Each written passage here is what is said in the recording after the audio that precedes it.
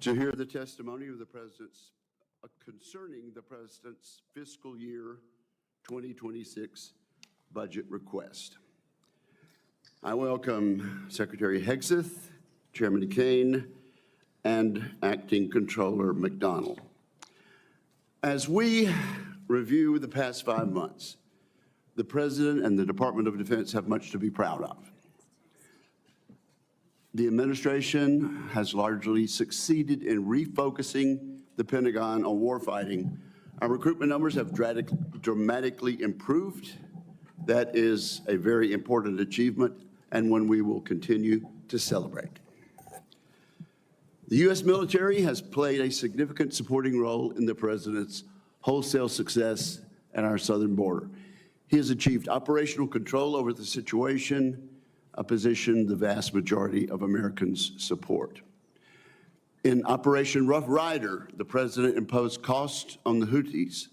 The operation was well executed by our service members, and it appears to have achieved its stated objectives for now. Similarly, the President has relentlessly struck al-Qaeda and ISIS terrorists. Those strikes have helped to open up space for diplomatic breakthroughs in Syria, and they have prevented significant external attacks that could have emanated from Somalia. Unfortunately, the axis of aggressors is resilient. It is hell-bent on challenging American global leadership. It is clearer than ever that Vladimir Putin is uninterested in President Trump's and President Zelensky's offers for real peace negotiations. The Europeans are heeding the President's call to rearm, but we are in a tenuous period. A precipitate withdrawal of U.S. forces from Europe could undo all that progress.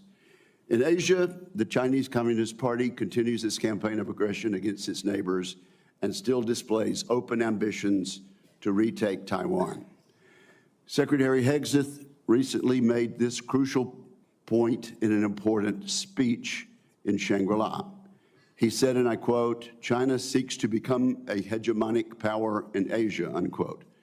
He is right. China intends to use military force to achieve Xi Jinping's goals.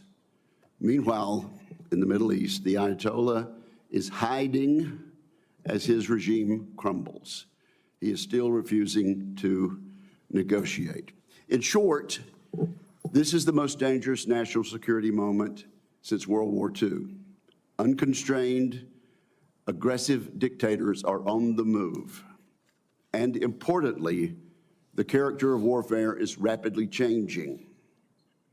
That is a dangerous combination. We cannot have an American-led golden age of peace and prosperity if we fail to navigate these historic security challenges.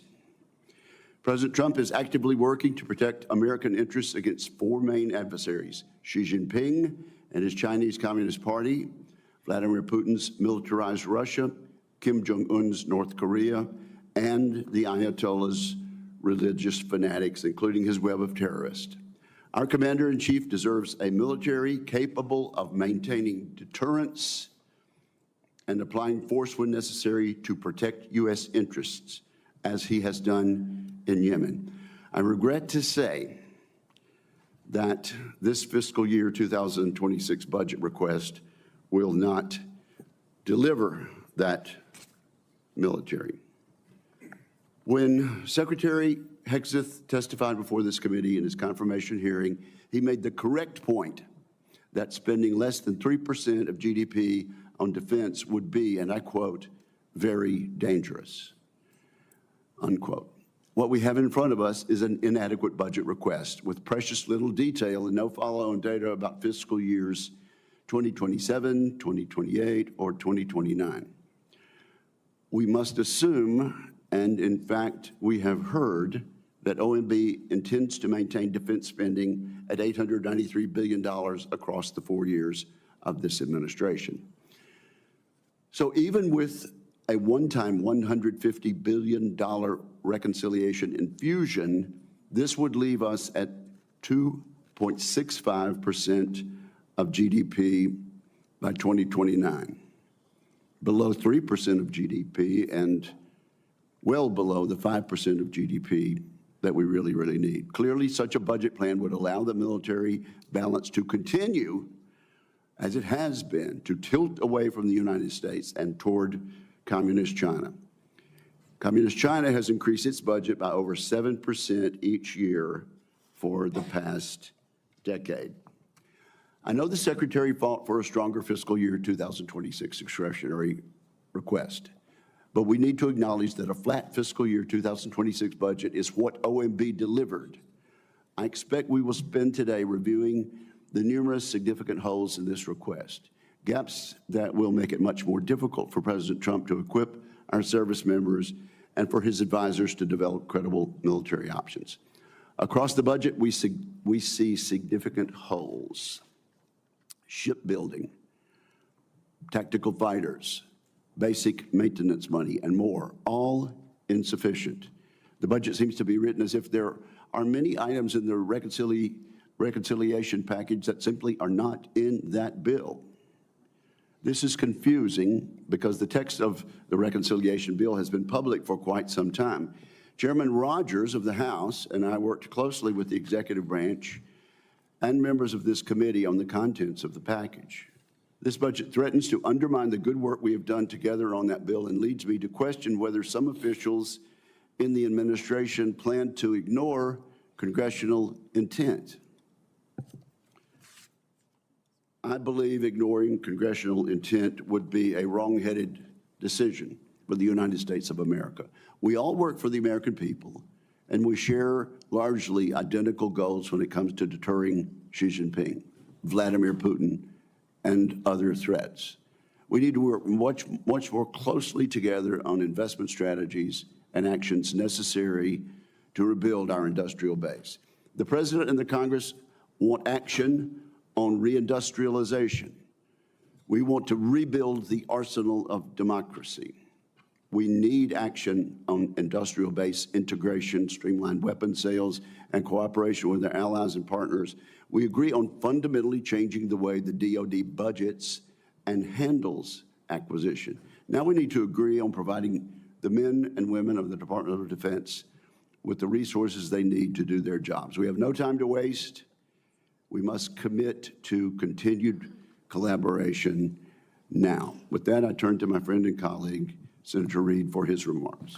Well, thank you very much, Mr. Chairman. Mr. Secretary, General Caine, Ms. McDougall, welcome. Mr. Secretary, as the Chairman has said, this is a dangerous moment. As we speak, missiles are striking cities across Israel and Iran, threatening to ignite a regional war. There should be no doubt that for the safety of the United States and the rest of the world, Iran cannot acquire a nuclear weapon.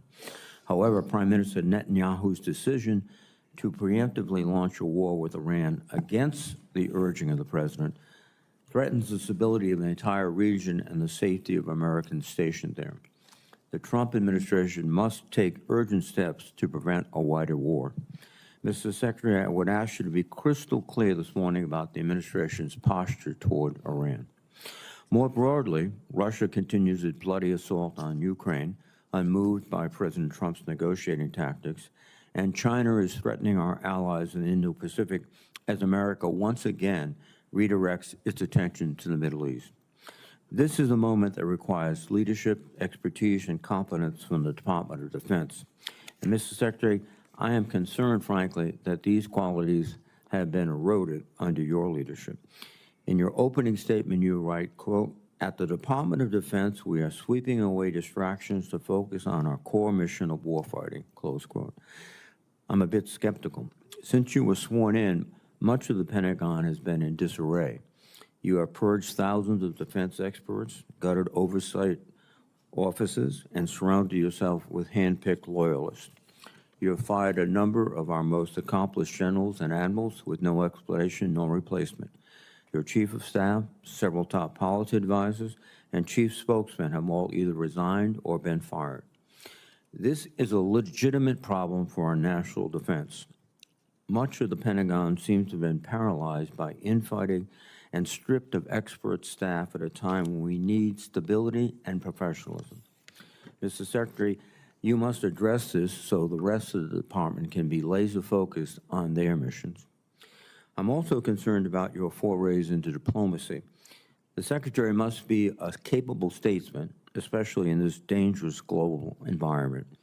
During your first official trip to Europe, you made unfortunate mistakes, including by accidentally conceding America's negotiating leverage to Russia when you announced, quote, we must start by recognizing that returning to Ukraine's 2014 borders is an unrealistic objective, and, quote, the United States does not believe that NATO membership for Ukraine is a realistic outcome of a negotiated settlement.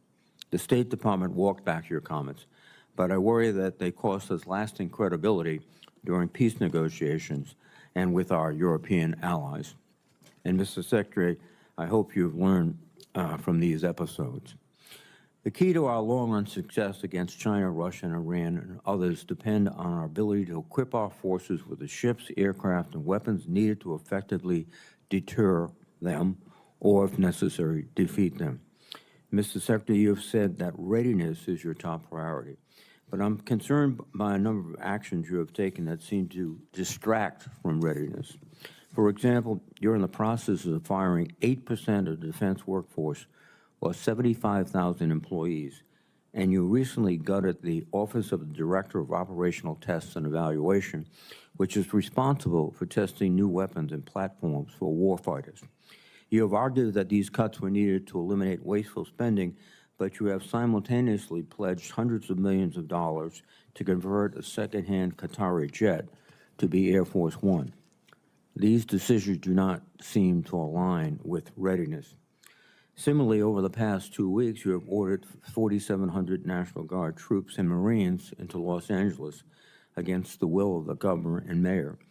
These forces are in addition to the 13,000 troops you have deployed to the southern border, and separate from the 20,000 National Guard troops requested by DHS to help ICE conduct, quote, interior immigration efforts.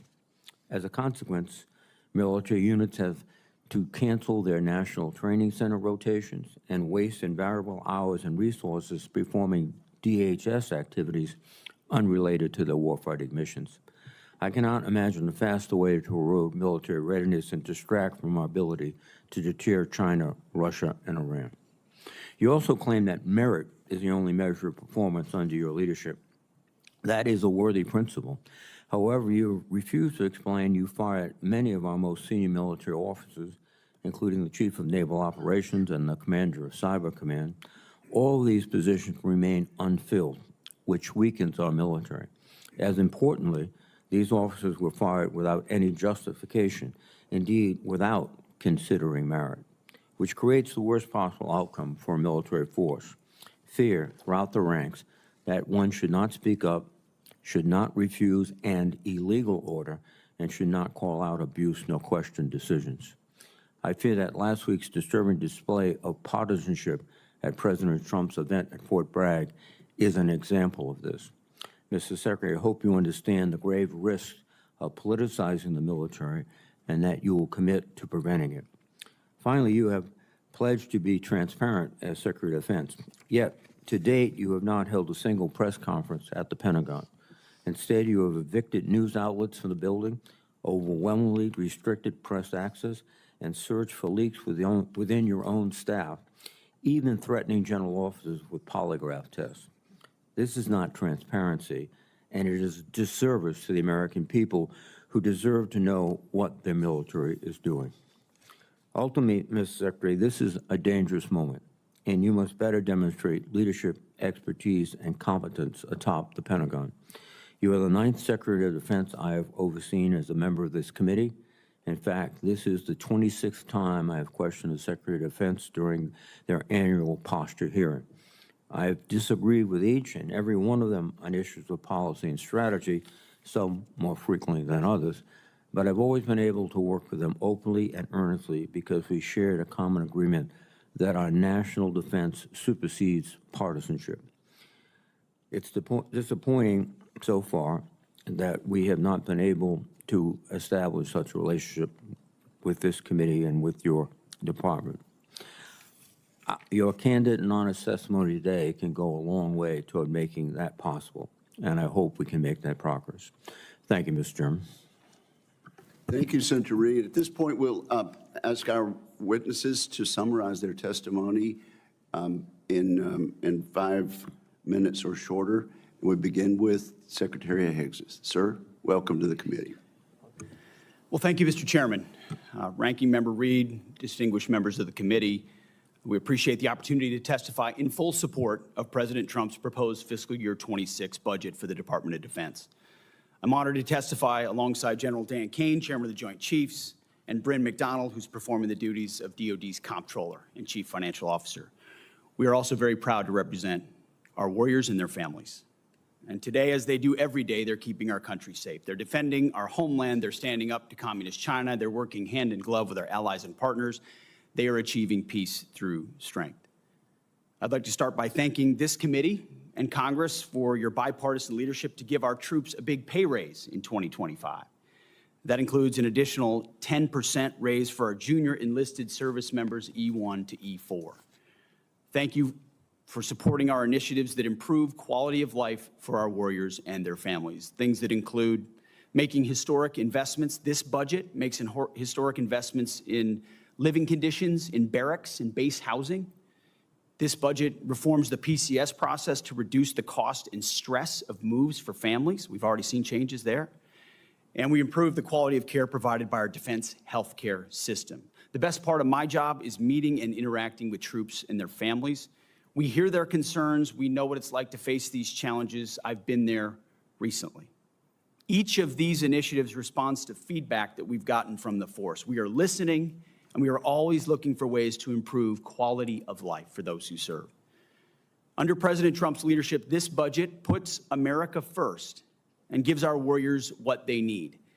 The $961.6 billion budget request, more than $1 trillion for national security, will end 4 years of chronic underinvestment in our military. Now, as is custom with first-year administration budget releases, additional time was necessary to implement presidential initiatives. So in the last 4 months, we've moved quickly to reverse course after 4 years of weakness and mismanagement.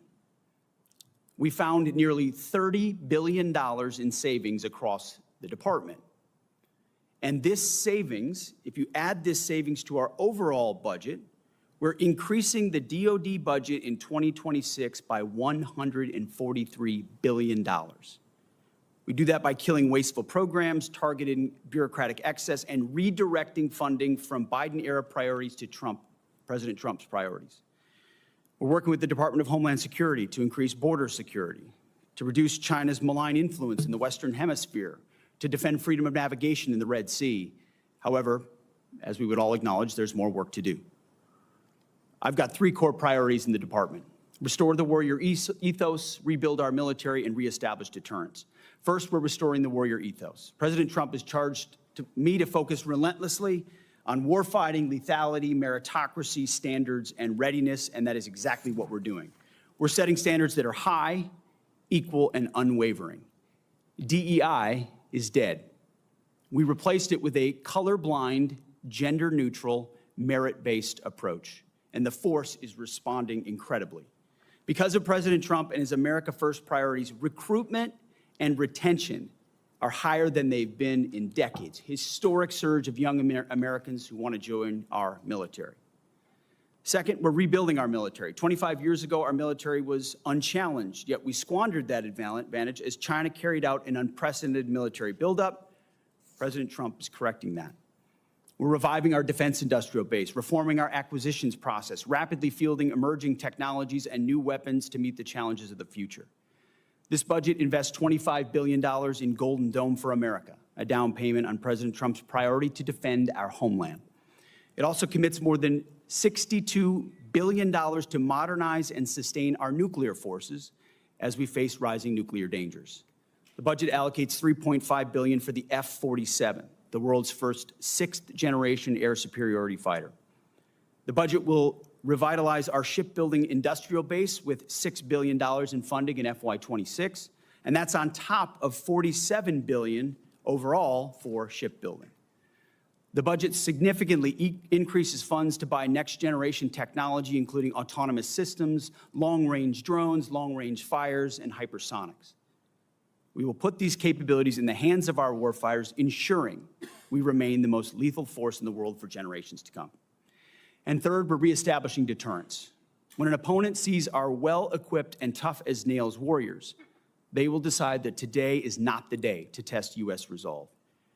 Credible deterrence, it starts at home, and it starts with securing our borders. As was mentioned by the chairman, we are working to achieve 100% operational control of the border. Illegal crossings have decreased 99.9%, and it was just reported today that CBP released 0 illegals into the U.S. last month, down from 62,000 released into the interior last May. The Indo-Pacific is our priority theater, and China is our pacing threat. That's why I've traveled twice to that region to visit our forces and meet with our allies and partners. As we shift toward the Indo-Pacific, we're looking more to our allies and partners to be force multipliers alongside the United States, and we're making progress in that. We applaud those allies who are stepping up, but others need to do more and quickly. At the NATO Heads of State meeting next week, we expect NATO allies to commit to spending 5% of GDP on defense and defense-related investment, an almost inconceivable accomplishment when President Trump started that project in his first term. And with NATO stepping up, we now have a new standard for allied defense spending that all of our allies around the world, including in Asia, should move to. As the President has rightly pointed out, it's only fair that our allies and partners do their part. We cannot want their security more than they do. The Department of Defense is executing a common-sense agenda to achieve peace through strength. We know the threats we face are serious, and so our investments are as well. And that's what this budget does. It matches capabilities to threats. We long for peace, so we prepare for war. We must overcome decades of neglect and decline. We must fortify our position as the world's most lethal fighting force, and we have to act fast because our opponents are. This committee is our critical partner. We appreciate your leadership and oversight, which is essential. And I look forward to accomplishing these goals to achieve peace through strength, support our warriors, protect our citizens and our taxpayers together with you. May God grant us the wisdom to see what is right and the courage to do it. Thank you. Thank you, Mr. Secretary. General Caine, do you wish to summarize your testimony? Yes, sir. You are Good morning. recognized for 5 minutes, sir. Thank you, sir. I'll try to hit that target. Chairman Wicker, Ranking Member Reed, members of the committee, thank you for being here. I'm honored to join Secretary Hegseth and Ms. Bryn McDonald to appear before you today to testify on the President's fiscal year 26 budget. Today's hearing reflects our shared commitment to maximize efficiency, accountability of our taxpayers' dollars, and ensuring every expenditure increases the lethality and survivability of your joint force, providing our warfighters with the advanced capabilities and cutting-edge technology required to dominate our adversaries. I have deep gratitude for everyone in this room and our shared commitment to help deliver the capability and capacity that the joint force needs. That goes to our civilians and their families as we work to deliver peace through overwhelming strength. And I want to echo the Secretary's comments regarding our brave men and women serving abroad today. It's my responsibility as chairman to understand, advise, and integrate our joint force to confront and manage the risks worldwide. This demands a comprehensive understanding of every domain, across every service, and across every region, across all time horizons. It also requires making and advocating for difficult decisions that prioritize the finite taxpayer resources that we have in order to ensure the greatest impact and capability for our warfighters. The President's budget enables the joint force to defend our great nation from adversaries seeking to do us harm. And we're relentless in the pursuit of innovation and technologies that allows us to hopefully deter, but if need be, win on battlefields of the future. This budget empowers the joint force to get after the Secretary's 3 pillars: restoring the warrior ethos, rebuilding our military, and reestablishing deterrence, and ensures that the joint force is properly armed, globally integrated, and ready to go. The President's budget invests in our warfighting capabilities to win, as I said, on the battlefields of the future. We must be properly armed with the right capabilities, lethal, modern, reliable, survivable, and at scale in order to win. Victory requires people and platforms that overmatch the enemy's systems and work under the harshest conditions to ensure our decisive edge. This budget gives the necessary tools to reinvigorate our national and defense industrial base. Our nation is full of incredible talent, and we need to unlock every bit of it. This budget also helps us become more globally integrated, which is one of my main jobs. We are in the Joint Force relationship entrepreneurs, working together with the military, but also with our allies and partners, the interagency and industry, to make sure that we're connected before crisis or conflict. And this budget helps us to integrate that combat capability as our commanders and leaders consider actions and activities, not at the point that we're in a crisis somewhere.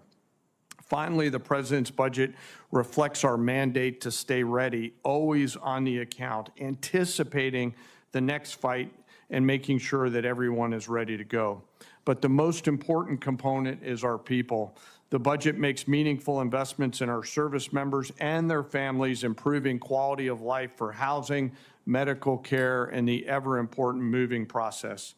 As our most precious asset, we have to deliver for our people. I want to highlight one of them today. Sitting behind me is Colonel Matt Jamont. Many folks know Matt up on the Hill today. It's probably his last hearing in uniform, which after 31 years, he graduates from service later this year. He's been like a pterodactyl for the Joint Force, always delivering and advocating for it. Pterodactyls are very, very old. Yes, sir, I know. You'll note his, Would he you looks raise very, your hand, very Colonel? young. Yes, sir. Thank you. Thank you for your service. It's an honor every day to serve alongside some of the extraordinary warriors and civilian teammates that our nation has to offer. I assure this committee that the Joint Force remains committed and capable, and we're grateful for your continued support. I want to also highlight the leaders that will come before this committee in the coming days, which will be carefully considered by each of you for the general and flag officer assignments. They are all extraordinary. I am mindful and grateful for those that are currently deployed right now. They are on my mind and in my heart, and I know the secretaries as well. And I continue to hold a special remembrance for our fallen and the families of our fallen who show us what right looks like. Thank you for your time, and with that, I look forward to your questions. Very skillful use of time, General. And Ms. McDonald, we will not require an opening statement from you. Thank you for your for being available for questions today. And now we move to rounds of 5-minute questions. And let me say, we expect full attendance today, and I expect all members will want to ask questions. I've tried to be very skillful sometimes in my membership on this committee to ask a very involved question with about 20 seconds to go in my 5 minutes. We will not be using that practice today. Or we'll be here in the wee hours of the early evening. So at this point, let me begin by asking Secretary Hegseth about congressional intent. We worry about the explicit choices that the Congress has made and that have been enacted into law by the President in the fiscal year 2026 budget. The decision came to us surprisingly to zero out destroyers, even though Congress intended for reconciliation to give the industrial base stability with a third DDG in fiscal years 2027 and in 2029. I've asked this of every nominee from the department who has come before us about honoring congressional intent.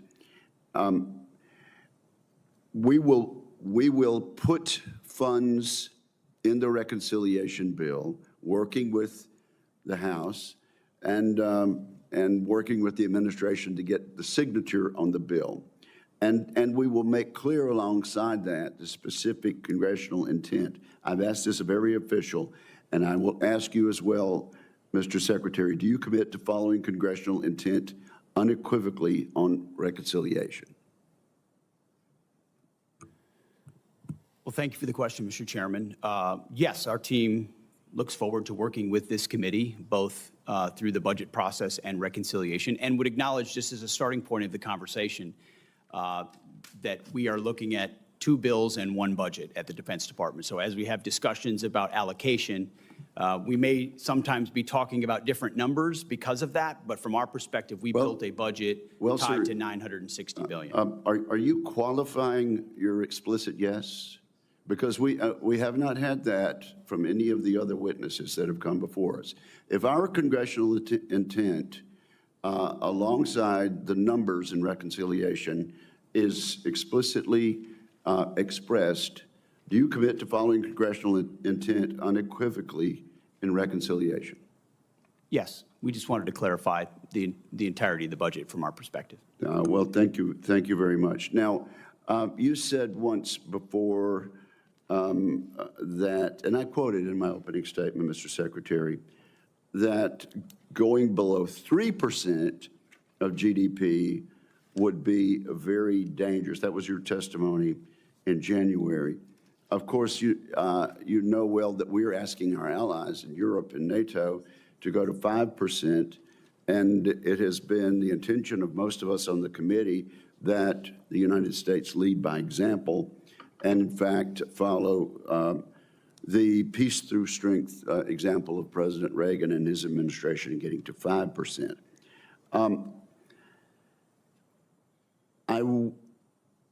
I understand that if you put reconciliation and the budget requests together for this year, it exceeds 3%.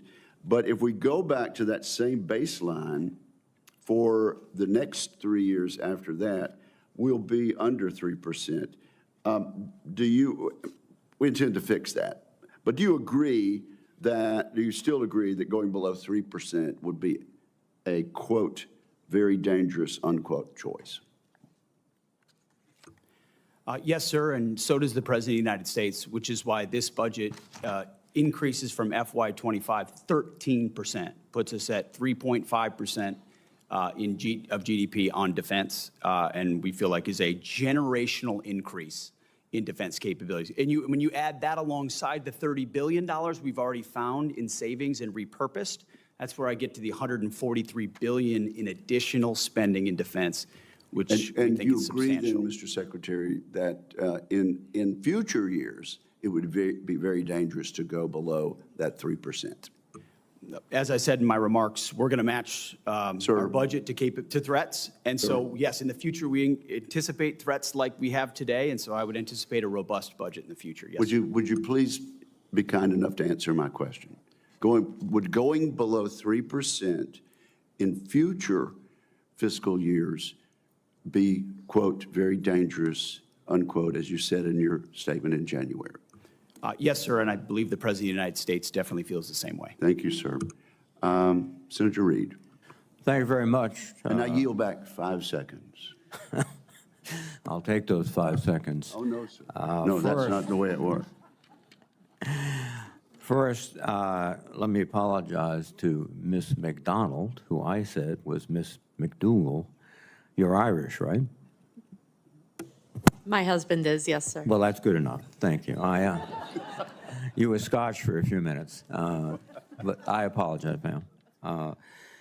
And, Mr. Secretary, you have fired a number of general and flag officers, and you clearly have the authority to do that, but there was no cause given, and it's also deeply concerning it's taking a long time to appoint successors. I understand that today you announced that the nominee for CNO will be Admiral Darrell Caudle. Is that right? Yes, sir. Well, we still have many of these positions open, including the U.S. Cyber Command, which is absolutely critical. Do you believe that these lack of nominated leaders are affecting our warfighting abilities? Sir, I believe we all serve at the pleasure of the president. And in every single position, we're looking for the right man or woman to fill that role to execute on behalf of the missions of this department. And we're doing it expeditiously in every case.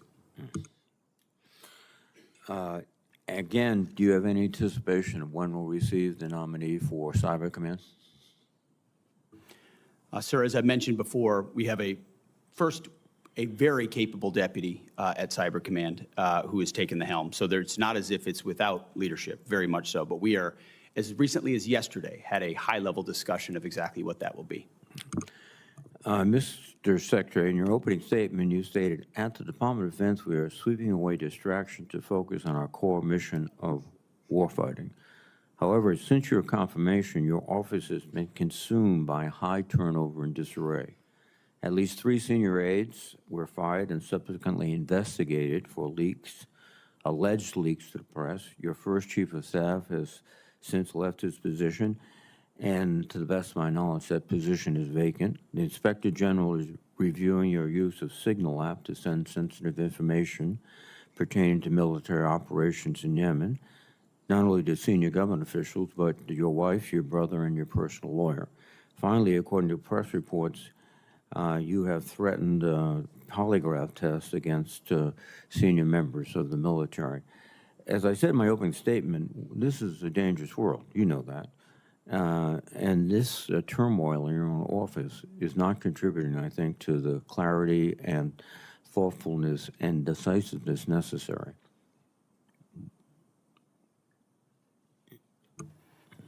Sir, I would just say the media loves sensational headlines that are not connected at all to reality.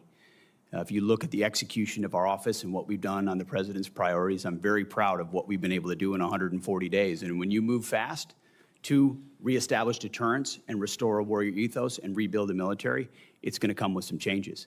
But when you look at the leadership structure, both in uniform and on the civilian side of the Defense Department, it's as strong and capable as it's ever been. And I would contrast it with the chaos of the world under the previous administration. The debacle in Afghanistan, war unleashed in Ukraine, what happened on October 7th, that was a view of weakness and chaos unleashed by the Biden administration under the previous defense secretary. So if a few changes have to be made in the first portion of my term in order to get it right, I think that's pretty acceptable to establish deterrence and rebuild our military and restore the warrior ethos. Well, Mr. Secretary, you can cite those examples.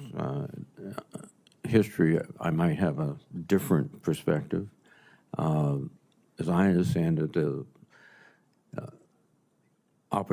direction to leave Afghanistan was an agreement with President Trump in Doha, which left our forces in a very precarious position since they were there for a year and they had to come out. And Taliban knew that, and they were going after them. But let me move on to another issue, which is 30 seconds. 35. We have had detainees in Guantanamo, and we have used military flights to get them there. The problem, I think, is that some of these military flights have not contained DHS agents on it. And so, in effect, the military becomes not just the custodial agents, they're also the control agents. And that would seem to me a violation of military procedures. Is that practice continuing? Senator, every aspect of that mission is in coordination with DHS and with DHS officials. So there are no flights with airmen only on board? Not that I'm aware of, sir. Thank you. Thank you, Senator Reid. Senator Fisher. Thank you, Mr. Chairman. Mr. Secretary General, Ms. McDonald, welcome. I serve on both the Armed Services and the Appropriations Committees, and every year we legislate annual authorization and appropriation bills that provide the policies and the funding for the department. While I'm confident we will do so again this year, the administration has made this process more difficult by delaying the delivery of budget materials to Congress. Mr. Secretary and General Caine, I've appreciated our previous discussions about the need to modernize our nuclear triad and to provide the President with additional options for regional nuclear deterrence. And to achieve this, we must have sustained and predictable funding within the department's base budget. I'm concerned that the department's fiscal year 26 request relies too heavily on reconciliation for some of our nuclear programs. For example, the reconciliation text includes funding for Sentinel. That is meant to accelerate and reduce risk in the program over the next several years. It is not meant to fill a self-imposed gap in funding in a single fiscal year created by short-changing ICBMs in the base budget. I understand using reconciliation funding is relatively new to the department, but I expect us to work together throughout this cycle so that we can assure that funds are used as intended and that the programs are adequately funded within that base budget. General Caine, do you agree that nuclear modernization programs should be prioritized both to keep pace with the threats and to ensure that the President has a full array of options for nuclear deterrence? I do, Senator, and appreciate your leadership on ensuring that we've got the tools that we need to deliver for the triad of the future. Secretary Hegseth, although progress has been made the last several years, I continue to be concerned about the ability of our defense industrial base to produce munitions at an adequate scale to support our warfighters in these modern conflicts that we have.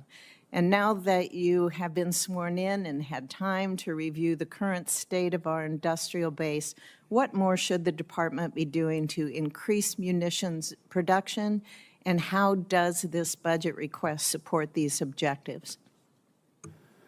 Senator, it's a great question. We should be doing everything we can, which is precisely what we are doing at the very highest levels, from myself to the Deputy Secretary of Defense with industry. This budget is a 45% increase in the defense industrial base.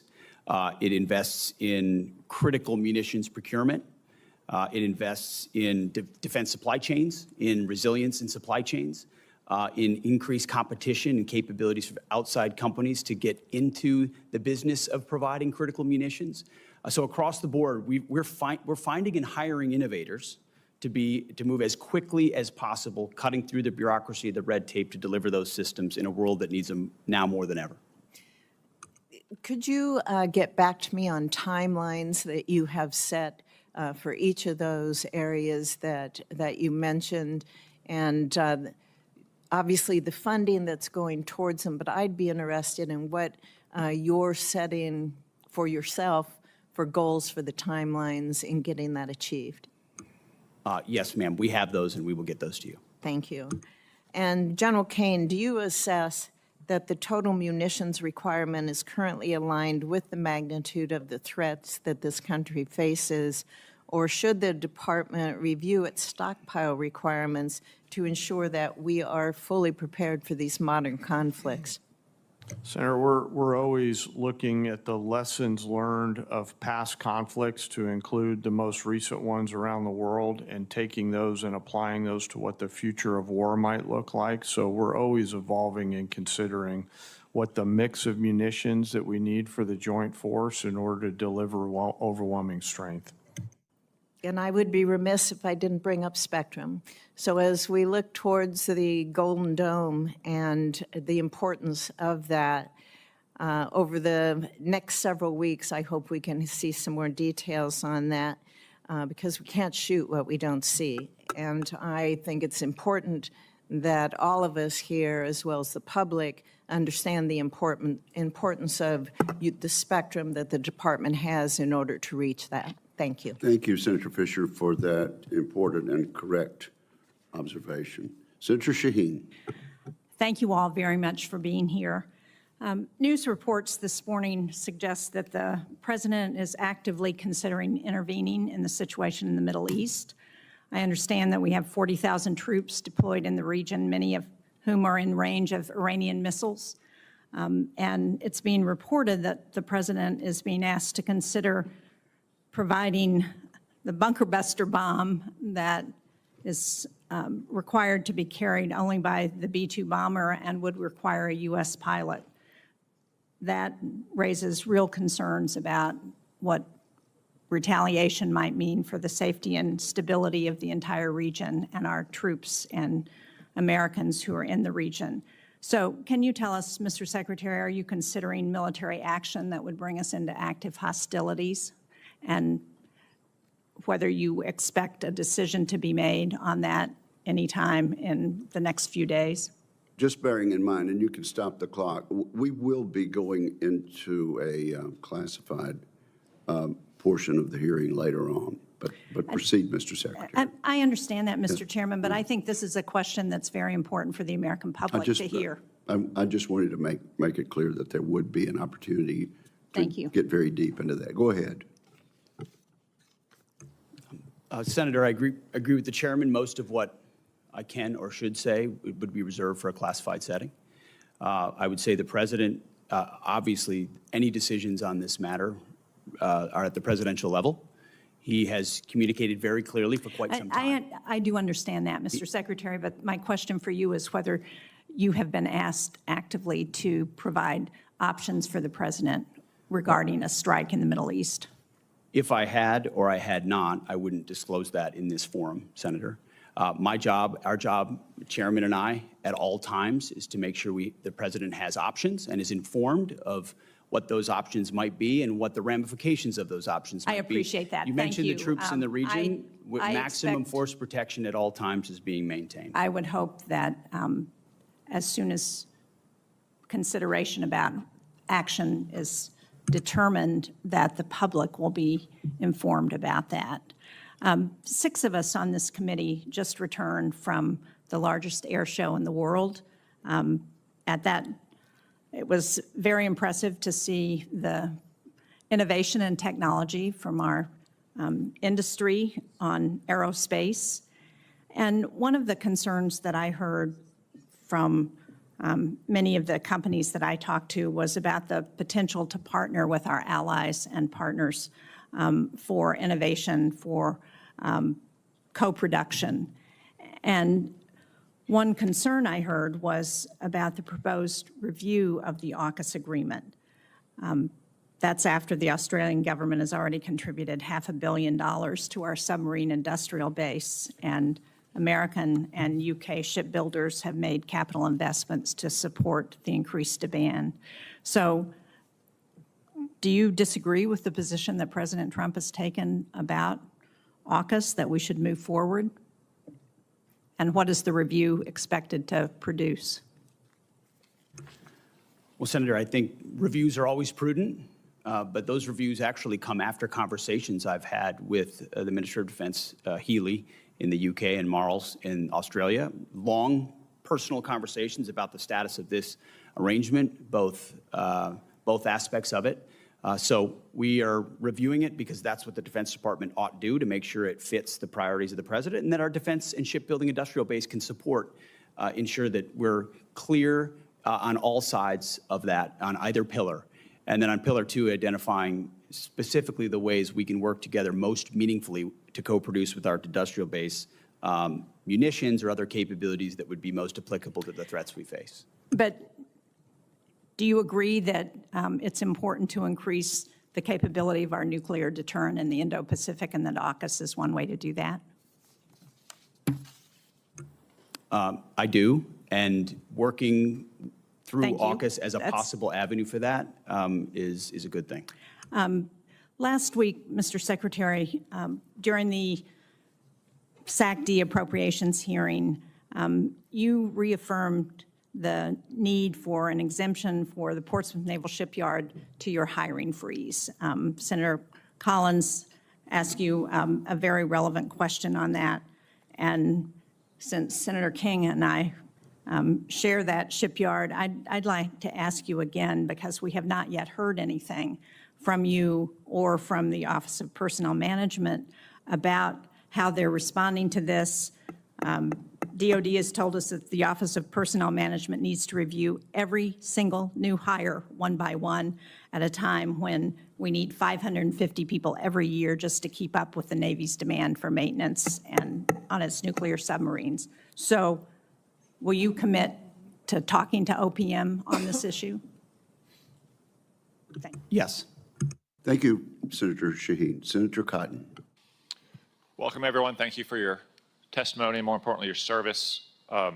Secretary Hegseth, the president at a press gaggle just now at the White House said of strikes against Iran, to Senator Shaheen's question, I may do it, I may not do it. I mean, nobody knows what I'm going to do.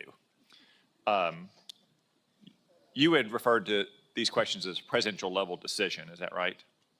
And I think that's always true. Advisors advise and presidents decide. But it's your job to have contingency plans for everything that the president may or may not decide. Is that correct? That is correct.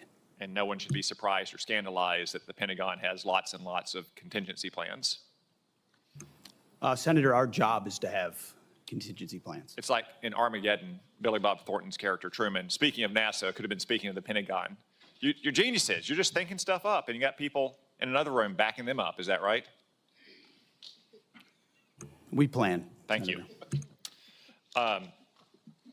And although it's true in every part of the government, it's probably no more true in your department that it's a presidential level decision. This is the president's core constitutional responsibilities as the commander-in-chief. I mean, it's important what he does with labor and HUD and the rest, but as the commander-in-chief, it's the most important role he has, and therefore you're the department where you take the most direct guidance from the president.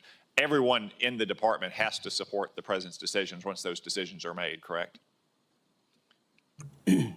Correct, Senator. As I've said, there's only one person that was elected president of the United States. Yeah. And the American people elected him to make these decisions on their behalf. And if and when those decisions are made, the department is prepared to execute. And I know that you welcome and have robust policy debates in the department, and no doubt you have very differing views on many questions, whether it's what to do with Iran or what kind of aircraft or ships we need to build or what the quality of commissaries are on our bases, and that's welcome. You need that kind of robust debate to make the right recommendations. But once the president's decision has been made on any question, that's final, right?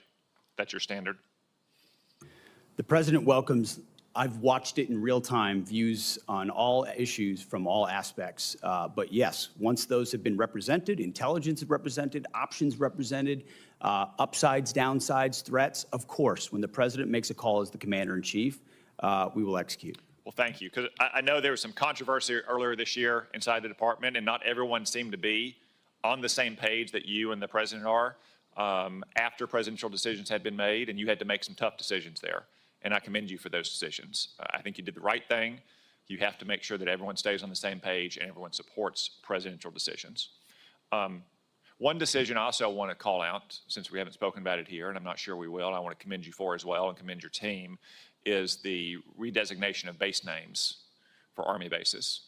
In the summer of 2020, as a Jacobin fever swept the country during the BLM riots, it was decided to rename several Army bases. To be honest with you, I think most soldiers serving those bases didn't even know who they were named after. They just had fond recollections for decades of their time at Fort Benning or Fort Bragg or other places.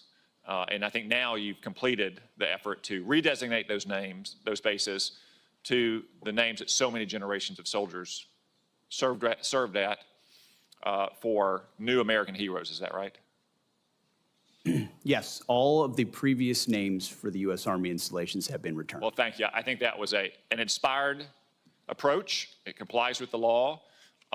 It teaches a new generation of soldiers about those who went before them, and I hope the matter is settled. I especially want to commend you for Fort Gordon, named after Gary Gordon, one of two Delta operators along with Randy Shugart, who willingly laid down their life in the Battle of Mogadishu to protect their buddies, not even in the battle at the time, and against commanders' repeated wishes until they pestered the commanders finally to let them get on the ground and protect those soldiers on the ground and lay down their life. I think that was an inspired choice. One final question. You'd said that everything needs to be on the table to address our munitions crisis. We all agree on this committee. We all have been working hard for many years on that. Private industry is very important, but you have your own organic industrial base, ammunition plants, arsenals, depots. That's included in everything, right? That we need to look at every possible source to address every potential choke point in our munition supply chain. Every possible source. Thank you. General Caine, you agree with that, I presume, that our organic industrial base, especially the arsenals and ammunition plants and depots, are a solution to this problem, not a part of the problem or a relic of the past? I do, sir, and I'm aware of your letter to the Army on that matter, which I know they're looking at. Okay, thank you. Thank you. Thank you very much, Senator Cotton. Senator Gillibrand. Secretary Hegseth, this committee has had many hearings about the future of warfare and making sure that we have the complement of warfighters that we need to win any future wars and not focus on how we could have done better in the previous war.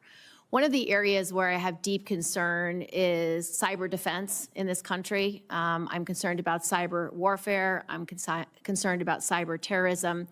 I'm also concerned about the deployment of UAS, as we've seen being extremely powerful in the war in Ukraine. We've seen what Iran has done. So I'm concerned about our posture with regard to UAS and a defensive posture with regard to UAS attacks. I am very concerned about what happened over many of our military sites, drone configurations hovering for weeks without response, no authorities to be able to track where those drones came from by the DoD to assess, are they Iranian, are they Chinese, are they Russian, are they on spy missions, what is their purpose? Inadequate authorities, inadequate defenses, inadequate technology.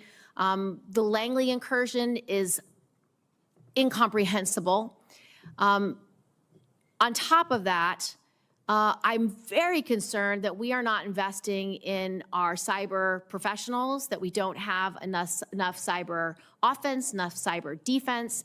We have currently 30,000 open cyber positions within the DoD.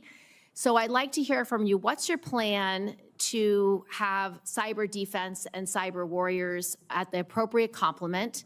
And number two, what is your plan to create the authorities that you need for UAS defense and to have the inadequate response of this is someone else's job no longer come out of our leaders?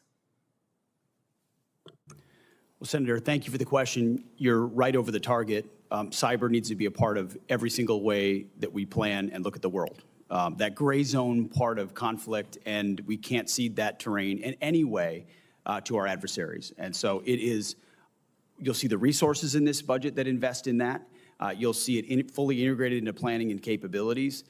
And what we're looking for in the next cybercom and what we're looking for there, our Deputy Secretary of Defense is leading a charge to make sure it fits precisely what the world needs today. So we have a program that this committee supported in the last two NDAAs, which is a cyber academy to create a pipeline of young people who do cyber for service. So they get a state-of-the-art cyber education at over 600 schools around the country, and then they dedicate the number of years they had education to the Department of Defense or the intelligence community.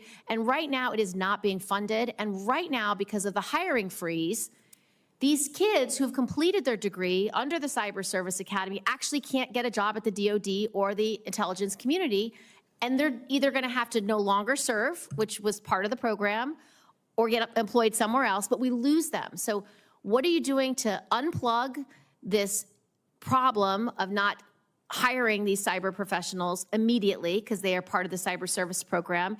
And your budget does not show that you are planning to fill 100 cyber positions for these young people who want to serve in the IC community or in the IC or in the Department of Defense. We'll review that aspect of the hiring freeze in the Cyber Academy. We want those positions filled. We're fully committed to it. And then on counter UAS, which you mentioned, it is a reality of the modern battlefield, whether it's in Ukraine or elsewhere, that we have to fully account for and address as aggressively as possible. And you have my assurances at the highest levels, we are putting our best people in charge of ensuring we have counter-UAS systems that can match the threats of the future. I would like you to prepare for this committee 2 letters in response to these questions. 1, what are you going to do to fill the 1,000 slots for the Cyber Academy? And how are you going to get this hiring freeze taken care of? And 2, what is your plan for increased authorities, increased investment, appropriate review of UAS that hover over our military and nuclear sites? So this committee has a fulsome response from your whole team about how you will address these 2 problems. We will get that to you, Senator, and authorities, you are right, is a huge issue on counter-UAS It's something that we're going to Senator address. Cotton and I are committed to passing. We both serve on intelligence and armed services, and so we share the urgency on this issue. And so, Mr. Secretary, you'll submit those letters for the record. Thank you, sir. Thank you, Senator Gillibrand. Senator Rounds. Thank you, Mr. Chairman. To all of you, first of all, thank you for your service to our country. I have heard now from 25 senior department officials, including every service chief and 8 combatant commanders, that vacating the 3.1 to 3.45 gigahertz and the 7 to 8 gigahertz bands of the spectrum would have significantly negative consequences for our warfighting capabilities. Being forced to share these bands with commercial interests in a non-optimal way would have the same impact. General Caine, does the Joint Force have capabilities operating on the 3.1 to 3.45 band and the 7 to 8 bands of the spectrum, which would be used in a conflict with China? We do, Senator, yes. And would those capabilities be negatively impacted if the Department of Defense were forced to share those bands with commercial users in a non-optimal manner? Sure, Senator, I think the key is non-optimal. I know there's some work going on around dynamic sharing that would minimize to an acceptable level the ability to frequency hop in and out of those particular bands that would not adversely impact the Joint Force. So, But as of today, there is no way to make it happen. not today, as you know, Senator, and I appreciate your leadership on this, but there's a lot of work going on in that space, sir. I think we agree that the economic security is national security and that we need to move forward in the next gen with regard to our communications capabilities. But as it pertains to spectrum auction authority, how do you view a spectrum auction process that bases decisions solely on economic considerations? Well, as you said, Senator, economic security is national security. You know, those are policy decisions. My job as the chairman is to provide the military advice to our policymakers and let them make that decision. And this firmly sits in that policy space. And so rather than put myself sideways out of my swim lane, I'll leave it to them to decide. But in your professional military opinion, the areas between 3.1 to 3.45 and the 7 to 8 band are critical to our national defense. 3.1 to 3.45, no doubt. Lower end of the 7, there's some, I think, some discussion. 7.4 to 8.4 is an area that I'd prefer us to hang on to, Mr. Thank Senator. you. And Secretary Hegseth, I know that you've told me that you would be willing to go to the mat to protect these critical capabilities. I think that is critical. In fact, these bands are essential to building Golden Dome, which will require even more radars and military communications infrastructure than we currently have, particularly around population centers and defense sites, as we see in Israel today. Would you agree with that today, sir? Yes, Senator, I concur with the chairman's characterization, and I would just say at no time in conversations around spectrum has DOD's equity never been, it's always been fully represented in those conversations to ensure we protect what we need to protect. Thank you. General Caine, what is your assessment of the operational and strategic benefits of maintaining the dual hat leadership arrangement between U.S. Cyber Command and National Security Agency, the NSA, particularly in terms of intelligence integration, speed of action, and mission success in contested environments? Sir, I can argue both sides of that one, and you know, mindful that that's a policy discussion. I think that either will go on soon or has been going on, and I'd prefer to leave that to the policymakers. I think the key is both organizations are critically important, and whether it's a single commander or two leaders that collaborate with no distance between them, we achieve the same end state. Would it be fair to say that the dual hat prevents stovepipes in the cyber domain today? Senator, there's stovepipes in all kinds of domains today, so I can't assure you that it would prevent them. What I do hope is that whatever path we take, we select leaders who are committed to integrating and knocking down those stovepipes, whether it's a single leader or two leaders. That's what the nation needs. We have been successful in making significant exchanges and utilizing assets for both the NSA and for Cyber Command so far. Secretary Hegseth, are you committed to maintaining the dual hat relationship that has significantly benefited our national security to date? Senator, as of right now, we're maintaining the status quo, but it's something we reserve the right to review. Thank you. Thank you, Mr. Chairman. Thank you, Senator Rounds. Senator Blumenthal. Thanks, Mr. Chairman. Secretary Hegseth, you've been asked about options for the use of force abroad. I want to ask about the use of our military at home. I have been deeply disturbed and alarmed by the use of active duty troops, Marines, in Los Angeles, and President Trump has made clear his intention to continue to use the military to suppress dissent and likely inflame tensions there and elsewhere, all under the guise of enforcing the law. What he's doing may well be illegal. I want to ask you about contingency plans for the use of active duty military in other cities. Do you have such contingency plans? Senator, I would just say we share the president's view that, as you characterized it, we are deeply disturbed and alarmed that ICE officers are being attacked while doing their job in any city in America. And so allowing National Guard or active troops under existing authorities to defend them is important. On ICE officers, yes, but we ought to be equally alarmed by the illegal use of active duty Marines or other military. I take it from your answer that you do have contingency plans for the use of military in other cities. We have never and will not illegally deploy troops. All have been under existing and well-established authorities to use troops to support federal law enforcement officers. So far, there's been no legal justification. It's been challenged successfully. I think that it will prevail. Those challenges will prevail in the courts. And I want to ask you right now to submit to this panel those contingency plans for the use of active duty military in other cities. I want to move on to another area of questioning. The chairman has said that you've submitted precious little detail, to quote him, precious little detail about the budget. I think there is no detail. This budget is literally a rough outline with short-sighted shortfalls. For example, the shortfall on the Columbia class, $2 billion. Only about $1 billion for Virginia class.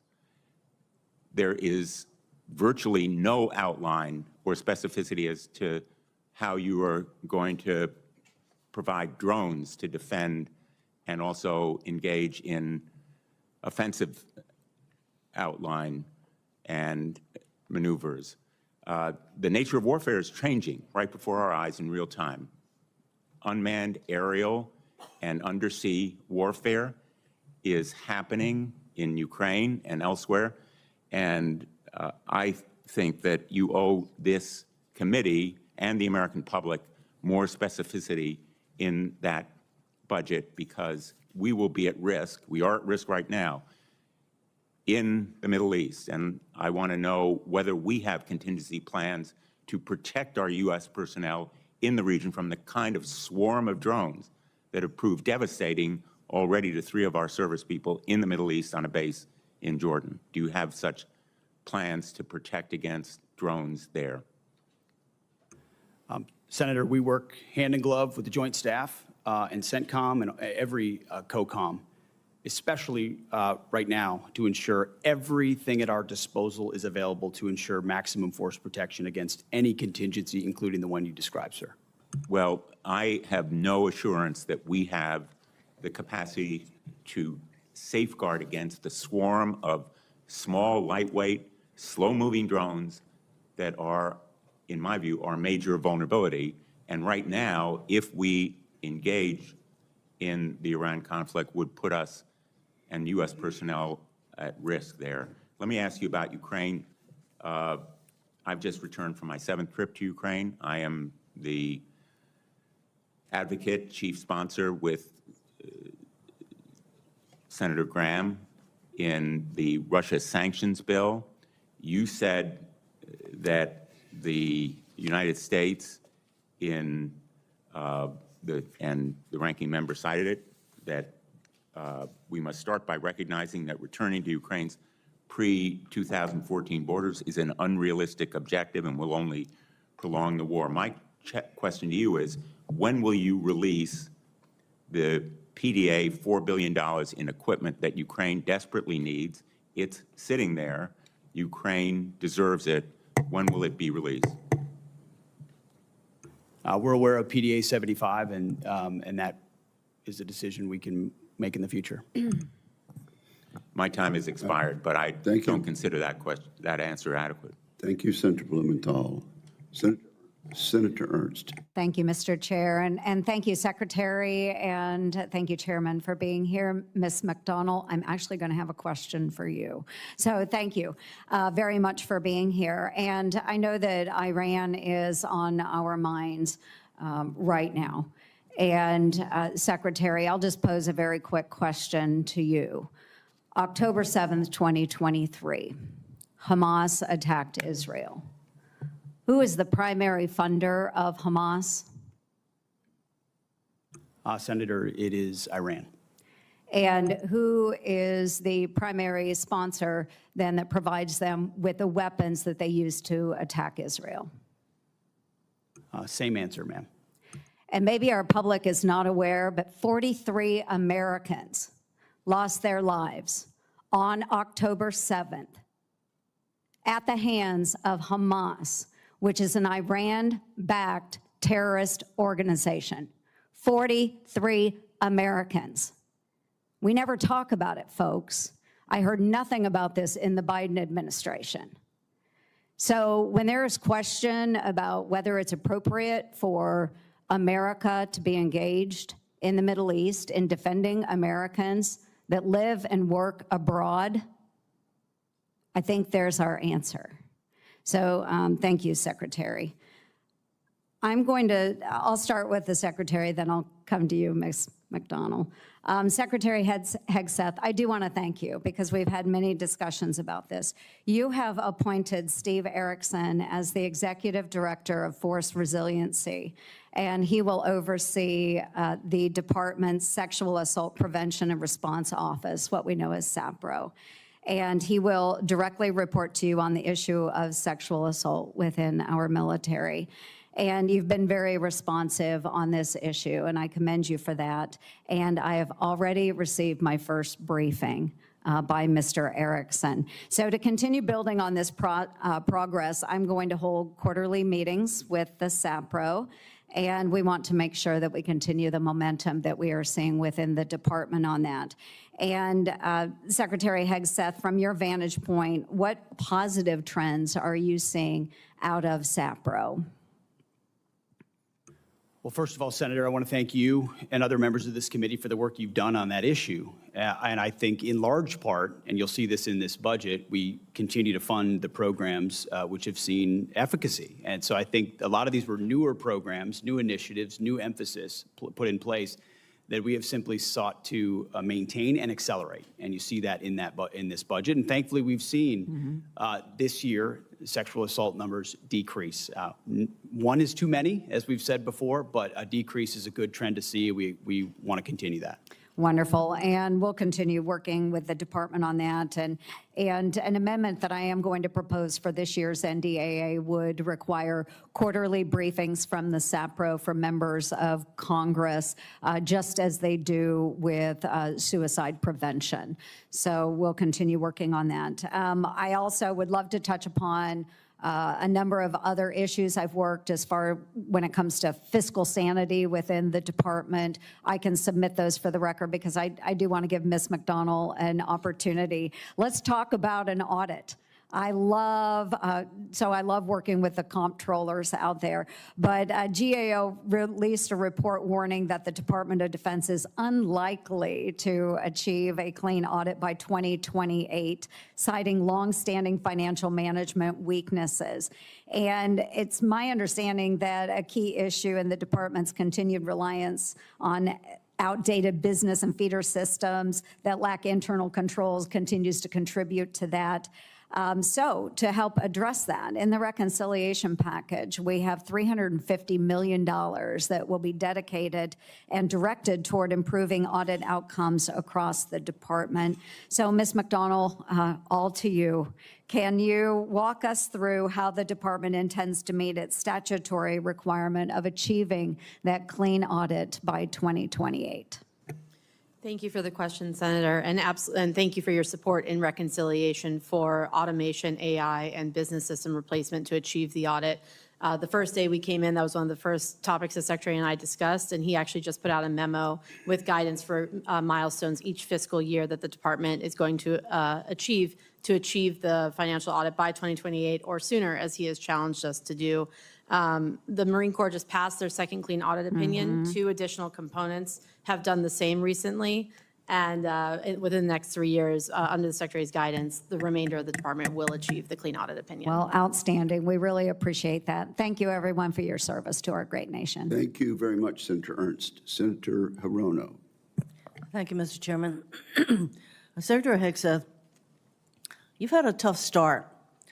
At your confirmation hearing, my Democratic colleagues and I rightly questioned whether you had the requisite qualifications and experience to lead the DoD, the largest federal agency, especially given your checkered past, which included paying $50,000 in hush money to settle a sexual assault allegation against you, and driving 2 veterans organizations into the ground. After only months on the job, our concerns about you have proven true, as far as I'm concerned. Instead of strengthening national security, you've turned the Pentagon into a dysfunctional mess. You are jeopardizing military operations and service members' lives with your unprecedented action of texting classified military plans to anyone who might stroke your ego. Leading the Department of Defense is more than just a PR campaign filled with photo ops. While you pose for cameras, Russia's war of aggression against Ukraine continues unabated. Israel and Iran are also at war, in large part because your boss tore up a multilateral agreement former President Obama brokered with the UK, France, Germany, China, and Russia that curbed Iran's nuclear program and ambitions. Meanwhile, China advances in the Pacific as this regime undermines and attacks our allies. At a time when steady leadership is critical, we are confronted with crisis and instability. Mr. Secretary, close to 5,000 Marines and National Guards have been deployed to LA without the request or consent of the California governor or the Los Angeles mayor, Bass. Rather than calming the situation, this troop deployment is purposefully inflaming and escalates tensions. You claim lethality is your top priority. Do you plan to unleash this lethal force against U.S. citizens and civilians in LA and other cities? Well, Senator, I would reject most of the characterization of that statement, including lethality against U.S. cities, when all of those National Guardsmen and Marines have conducted themselves with the 5,000 utmost of professionalism, defending our federal agents, Americans, Well, who we deserve to be able to obviously do their job have to a deport different illegal immigrants view. after the previous administration allowed Reclaiming my 21 time. million I am illegals not to here to cross our listen border. to rhetorical responses. I would like to have a professional response that I would expect from somebody who is the Secretary of Defense. Millions of people peacefully demonstrated this weekend against the president acting like a king. Given this regime's dangerous policy of mobilizing troops inside the U.S., the politicizing of the military is a legitimate concern. So, given the dangerous policy of mobilizing troops inside the U.S., if ordered by the president, I'm going to ask you once again, to shoot peaceful protesters in the legs, would you carry out such an order from the president? Senator, as I've said before, of course, I reject the premise of your question and the characterization that I would be given or are given unlawful Considering- orders. It's all meant Excuse to me. attempt to smear the commander-in-chief, and I won't Considering fall that the for it. president in his first term actually ordered such a thing, it is not a premise that you can reject. He can order, do the same thing. So you're, again, I think you would just follow what the president wants you to do. Let's face it, it is not normal to call up our troops in this way, and there is active litigation against this deployment. Will you follow a court's order regarding whether or not this deployment is legal? If the court says this deployment of troops into our cities is not legal, would you follow that court's order? It's pending in the courts, Senator. Well, when the court decides, would you follow that court's order, decision? I don't believe district courts should be determining national security policy, So but you will not be following that. when it goes to the it's a Supreme Court, we'll legitimate see. Court. And unless the president decides to appeal, there you have it. So I take it that you don't consider district court decisions to be legitimate. Thank you, Mr. Chairman. Senator Sullivan. Thank you, Mr. Chairman. Mr. Secretary General, welcome. I think you guys are doing a great job. And I think this kind of line of questioning, it's amazing how my colleagues on the other side of the aisle are all now focused on readiness, right? I mean, I know my colleague from Hawaii chaired the readiness subcommittee. I think we had 2 hearings in 4 years, right? So I appreciate your focus on readiness, lethality, deterrence. Ms. Secretary, thank you also for your focus on Indo-PACOM. Your speech and attendance at the Shangri-La Dialogue was really outstanding. And General, I'm glad you were there as well. I appreciate your direct answer to the chairman on following the laws directed by the Budget Reconciliation Bill, which hopefully we're going to get over the goal line. It'll be great for our military. It's important that all your subordinates get that message as well. I'm sure they will. General, thank you for your visit to Alaska, the most strategic place in the world. Ms. Secretary, I'd love to have you up there soon. As a matter of fact, for your staff, take a look. August 16, 18, that's going to be the overlap of 2 large-scale exercises in Alaska, Northern Edge, Arctic Edge. I believe the Indo-PACOM commander, NORTHCOM commander will likely be there around that time. Would love to have you there, Mr. Secretary, so take a look at that date. General, do you have any quick takeaways from your Alaska visit? Sure, thanks for hosting me up there on my way to Shangri-La. It was great to see all the soldiers, sailors, airmen, Marines on the northern flank getting after it. It reminded me of the criticality of that part of our country and the importance of taking power projection up there. And I know the services are all looking at that. So thank you for having me. Everybody appreciated your visit, so thanks again. Ms. Secretary, I really appreciate your focus on reestablishing deterrence. By the way, it's really hard to do once you've lost it. This has been particularly true with regard to Iran. Let me give you my view on how tough that has been. You know, the Quds Force, led by Soleimani, killed and wounded over thousands of U.S. service members when they were providing EFPs to the Iraqi Shia militias, while John Kerry was palling around with the Iranian foreign minister, Zarif, on the JCPOA stuff. General, you might remember one of your great predecessors, General Dunford, in a hearing before this committee, said we had completely lost deterrence, that the Iranians thought they could kill American service members anytime they wanted, and they ended up killing over 600 and wounding over 2,000 with no consequences. That was General Dunford telling this committee. We regained deterrence under President Trump's first term with the maximum pressure campaign and, in particular, killing Soleimani. Biden came in, appeasement of Iran was the order of the day, appeasement of Iran's proxy was the order of the day, and we lost deterrence again. So much so that not only did he unleash the proxies, the Iranians, and fund them, but it was public knowledge that Iran was trying to assassinate senior U.S. officials, including Mike Pompeo and President Trump. Talk about losing deterrence. Mr. Secretary, Iran's military and leadership is in complete disarray right now because of the bold actions by Israel. Is this an opportunity now to once again, like we did in the first term of the Trump administration, reestablish deterrence against this terrorist regime by making sure one way or the other they never have the capacity to enrich or produce a nuclear bomb, a goal that President Trump has repeatedly emphasized? And again, I thank you for focusing on reestablishing deterrence. It's critical, and you're right. It's difficult to reestablish when you lost it, which we did under the Biden administration. We know right now that Tehran understands exactly what the president is saying. He set 60 days. The world can believe it, and the world cannot believe it. He set 60 days. They had an opportunity to make a deal. They should have made a deal. President Trump's word means something. The world understands that. And at the Defense Department, our job is to stand ready and prepared with options, and that's precisely what we're doing. So is this an opportunity now to reestablish deterrence the way it was done in the first administration? Senator, I think we already have, in many ways, in this environment, reestablished deterrence. The question is, in the coming days, what direction that goes. Finally, Golden Dome.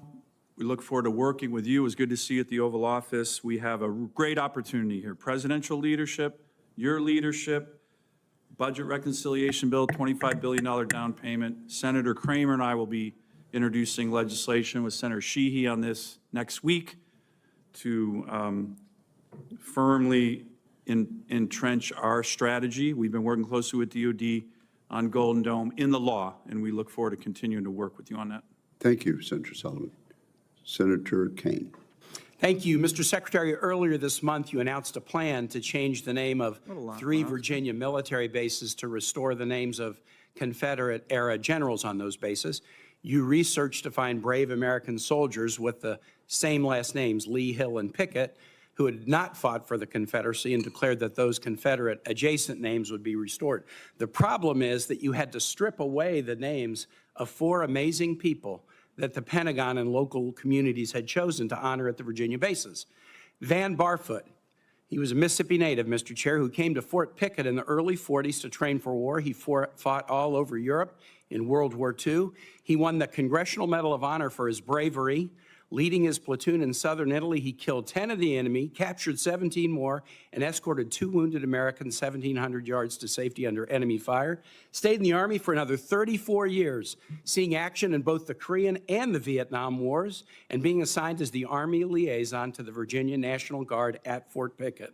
Long after he retired, he maintained his tie to the fort and to the Virginia National Guard. I was at the naming ceremony, where this base, to which he had devoted much of his life, was named in his honor. His family was there, and they were so proud.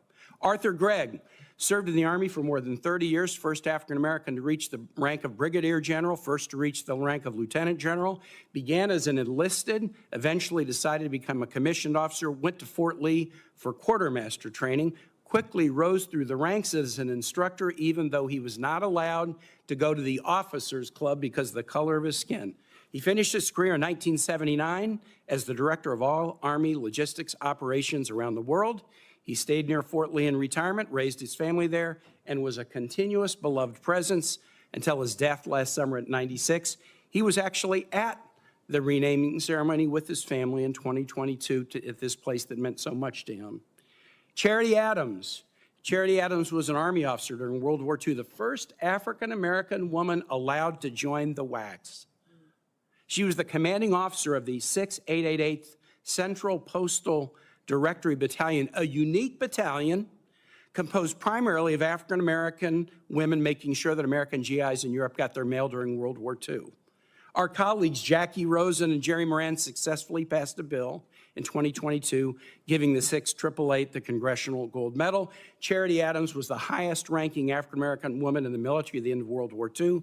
Her family was at the dedication of Fort Gregg Adams, named in honor of these two trailblazing logistics leaders. They were so proud. Finally, Mary Walker, the only woman ever to receive the Congressional Medal of Honor. She graduated from Syracuse Medical School in 1855. She tried to join the Union Army as a surgeon, was turned away because she was a woman. But the need was so great, she eventually got hired at a military hospital in Washington and then was deployed as an Army surgeon with the Army of the Cumberland and the 52nd Ohio Infantry, becoming the first female surgeon in the U.S. Army. She served all over Virginia, including the place where the base is now named after her. She frequently crossed battle lines to treat civilians and even treated Confederate soldiers. She was captured a prisoner of war in Richmond until a prisoner relief president, Andrew Johnson, gave her the Congressional Medal of Honor after the Civil War. Why did you decide that these 4 patriots were not worthy enough to have their names on a base? Well, Senator, as you know, this was never about the names of the bases they were renamed to. So This you- is so about you don't- so you don't restoring challenge the all worthiness? bases, You don't- restoring all okay. bases to their original To the name, because Confederate we're not names. about erasing Okay, history. you don't care about their military record. You wanted to restore the Confederate names. When you called the Gregg family to tell them that their dad's name was no longer going to be on the base, what was their reaction? Senator, the Army notified them of that. You didn't call any of the families, and I've spoken with the families, and the families were called by the press. That's how they learned about this. They learned about it from the press. You didn't call the Barfoot family, the Gregg family, and you didn't call the Adams family. I told the families I'd ask you about this today. In fact, 2 of General Gregg's granddaughters, Avery and Sydney, are right here in the audience, and I want to ask you this as I close. While you announced that these brave men and women's names would be stripped from the Virginia bases, no orders to that effect have been received by the base commanders. In light of the patriotic service of Van Barfoot, Arthur Gregg, Charity Adams, and Mary Walker, I'd like to ask you simply not to issue the orders changing the names of these Virginia bases. These families, my Commonwealth, are very proud of these heroes, very satisfied with these names, and ask you not to change them. Will you honor these exemplary patriots and keep their worthy names in places on the bases they loved and where they served? Well, Senator, we very much thank and appreciate them for their service, and we'll find ways to recognize them, but the orders will soon be going to those bases to change the names back to the original name that never should have been changed. But you have the power to not send those orders. They haven't gone out yet, correct? Thank you, Senator. Your time has expired. Senator Kramer. Thank you, Mr. Chairman. Thank you, Mr. Secretary General, for being here, for your service. I want to go back to something that Senator Hirono mentioned in her questioning. She credited the Obama administration, along with some other allies, with curbing Iran's nuclear capabilities. As I recall, it licensed their aspirations, and serious problem. We're still living with some of that. And by the way, when it comes to deterrence, and I appreciate you making this point, and I agree with my colleague from Alaska, Senator Sullivan, on this. Deterrence is definitely made up of weapons, but it is more of a reputation than it is a capability. The capability is only good if you have earned the reputation. With that in mind, and speaking of Iran and current situation, maybe, General, I could ask you this. If Fordo was destroyed, demolished, if all of the nuclear capabilities that Iran has today were wiped out, would the war be shortened or lengthened?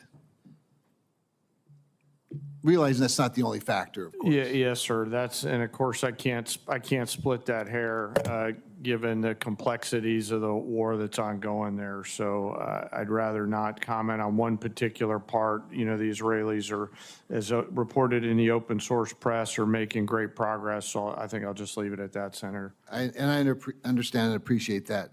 Can you then highlight for me that as we talk about deterrence and reputation, I'm sitting here thinking about the air superiority that Israel has accomplished over Iran.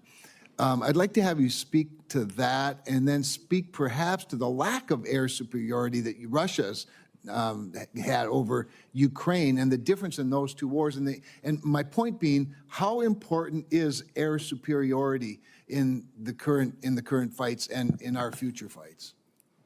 Well, sir, we could spend hours talking about the advocacy of air power. I think the freedom of maneuver that it creates is a great example of that. If you look at the two theaters right now with the Israeli Air Force striking at will at this point over Iran, juxtaposed with the challenges that we're having with a frozen forward line of troops in Europe, is a great case study of it. You know, the great thinkers, air power thinkers, are looking at the advancement in technologies from both theaters, the advancement of first-person view drones and things like that. And I think folks are going to have to think clearly about what does the future of air superiority look like, and how does it evolve to make sure that we're protecting those essential teammates that are on the ground fighting in order to prevent frozen flots, forward lines of troops in the future. I appreciate that. Secretary Hegseth, there's been some discussion, certainly in your opening statements, and then with a couple of the questions related to base defense. And this would be something both of you could speak to, but I'd like to start with you, Secretary. Obviously, we've seen some pretty spectacular displays of the ability to go deep, covertly deep within the enemy's territory and take out some pretty significant assets, both in Russia and in Iran. A lot of us fear that we're vulnerable as well. You spoke very briefly, or referenced, I think, in response to one of Senator Gillibrand's questions about the importance of policy. So when we talk about the United States itself and our bases here in the country, policy is a bigger challenge than weapons, to be honest.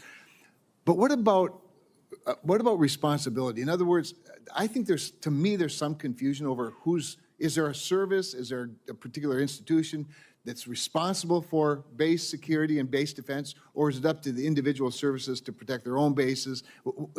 Can you help straighten that out for me? Senator, you're right to ask the question. We met on this very topic 2 days ago, because you're right, we've already made initial efforts, but I liken it to the effort that was made around IEDs in Iraq and Afghanistan, where it couldn't be a service-only response. It needed to be across the joint force. It needed to be immediate, and the capabilities had to be prepared to adapt in real time to adjustments the enemy is making. And you saw that in things that could in counter IED technology. We need the same type of effort in counter UAS. Not just forward deployed, because right now you do it with what you have, but also at home considering the authority. So that is something the department is doing in real time. If you have a second. I guess that's it. I'm out of time. Thank you. Thank you very much, Senator Kramer. Senator King. Mr. Secretary, I'm somewhat puzzled. I grew up in Virginia, where Robert E. Lee was revered. I think when I was a kid, his birthday was a school holiday. But as I grew older and learned more about American history, I learned that he fit the classic definition of a traitor. He took up arms against his country. He broke his oath as a member of the United States Army, which he took upon entering his career at West Point. Why are you going through these incredible gymnastics, finding current soldiers or other soldiers to rename? And you slipped a minute ago. You said we're returning these bases to their original names. Robert E. Lee, leading general of the Confederacy, Pickett, the other names.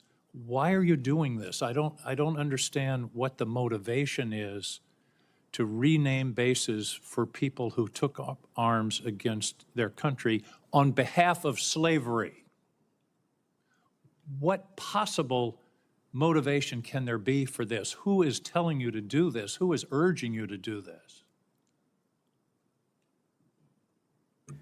Senator, the veterans and service members across the country who have deployed from Fort Bragg or Fort Benning or Fort Hood or Fort Pickett, there's a legacy, there's a connection to those bases and to those places, to what they trained for there, what they did for, and what they came home back to.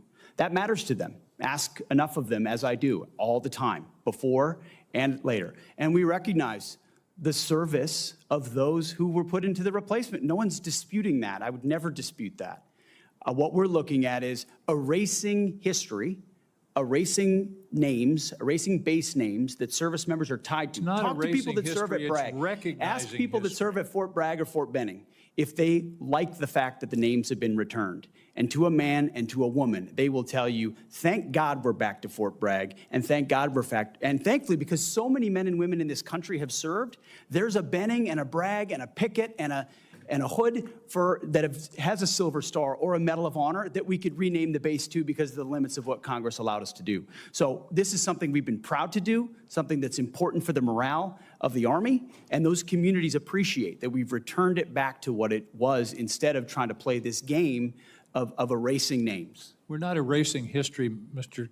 Secretary. We're recognizing history and recognizing that mistakes have been made in this country. The greatest of all was the Civil War, where people took up arms against their country on behalf of the institution of slavery. And to continue the practice of recognizing those people and honoring them by the naming of these bases is, I believe, an insult to the people of the United States. Let me talk about the budget. I don't understand why the budget is coming to us in two pieces. Why not give us an honest base budget instead of putting a piece of it in reconciliation? As I understand it, OMB is saying we're going to have a flat defense budget for the next 4 or 5 years. Are we planning reconciliation every year from now on? Why not give us an honest budget telling us what your priorities are, and then we can consider it. This committee always works in a bipartisan basis on the defense budget. We all want to see some increases in the defense budget, and yet you're giving us this, this fake, here's a piece of the budget, here's another. You're cutting, in the base budget, you're cutting shipbuilding in half and saying, well, we're going to make it up in reconciliation. Are we going to have reconciliation every year, which basically, by the way, puts a significant part, 10 or 15% of the defense budget in an wholly partisan decision-making process, whereas in the history of this committee, it's always been bipartisan. Why are we doing it this way? Senator, from our view, the budget number 961 meets the requirements and threats that we face. And that's not the number. The number is 892.6. You're adding reconciliation. That's my whole point. Why not give us a base budget of 961 or whatever the right number is, what you consider the right number, and then we can operate and make our decisions. Why do it in this bifurcated way that really is fooling the American people about what the defense budget is? We're not trying to fool anybody, sir. It's 2 bills, 1 budget. We're working with OMB, and we feel very comfortable with the number of $961 billion. Why don't you give us a straight-up budget for the Defense Department? That's my question. Senator, this is a straight-up budget for the Defense Department, and it's a 13% increase over what Joe Biden gave us. It is a 2-part defense budget. Part of it is in reconciliation instead of in the budget that's being presented to this committee.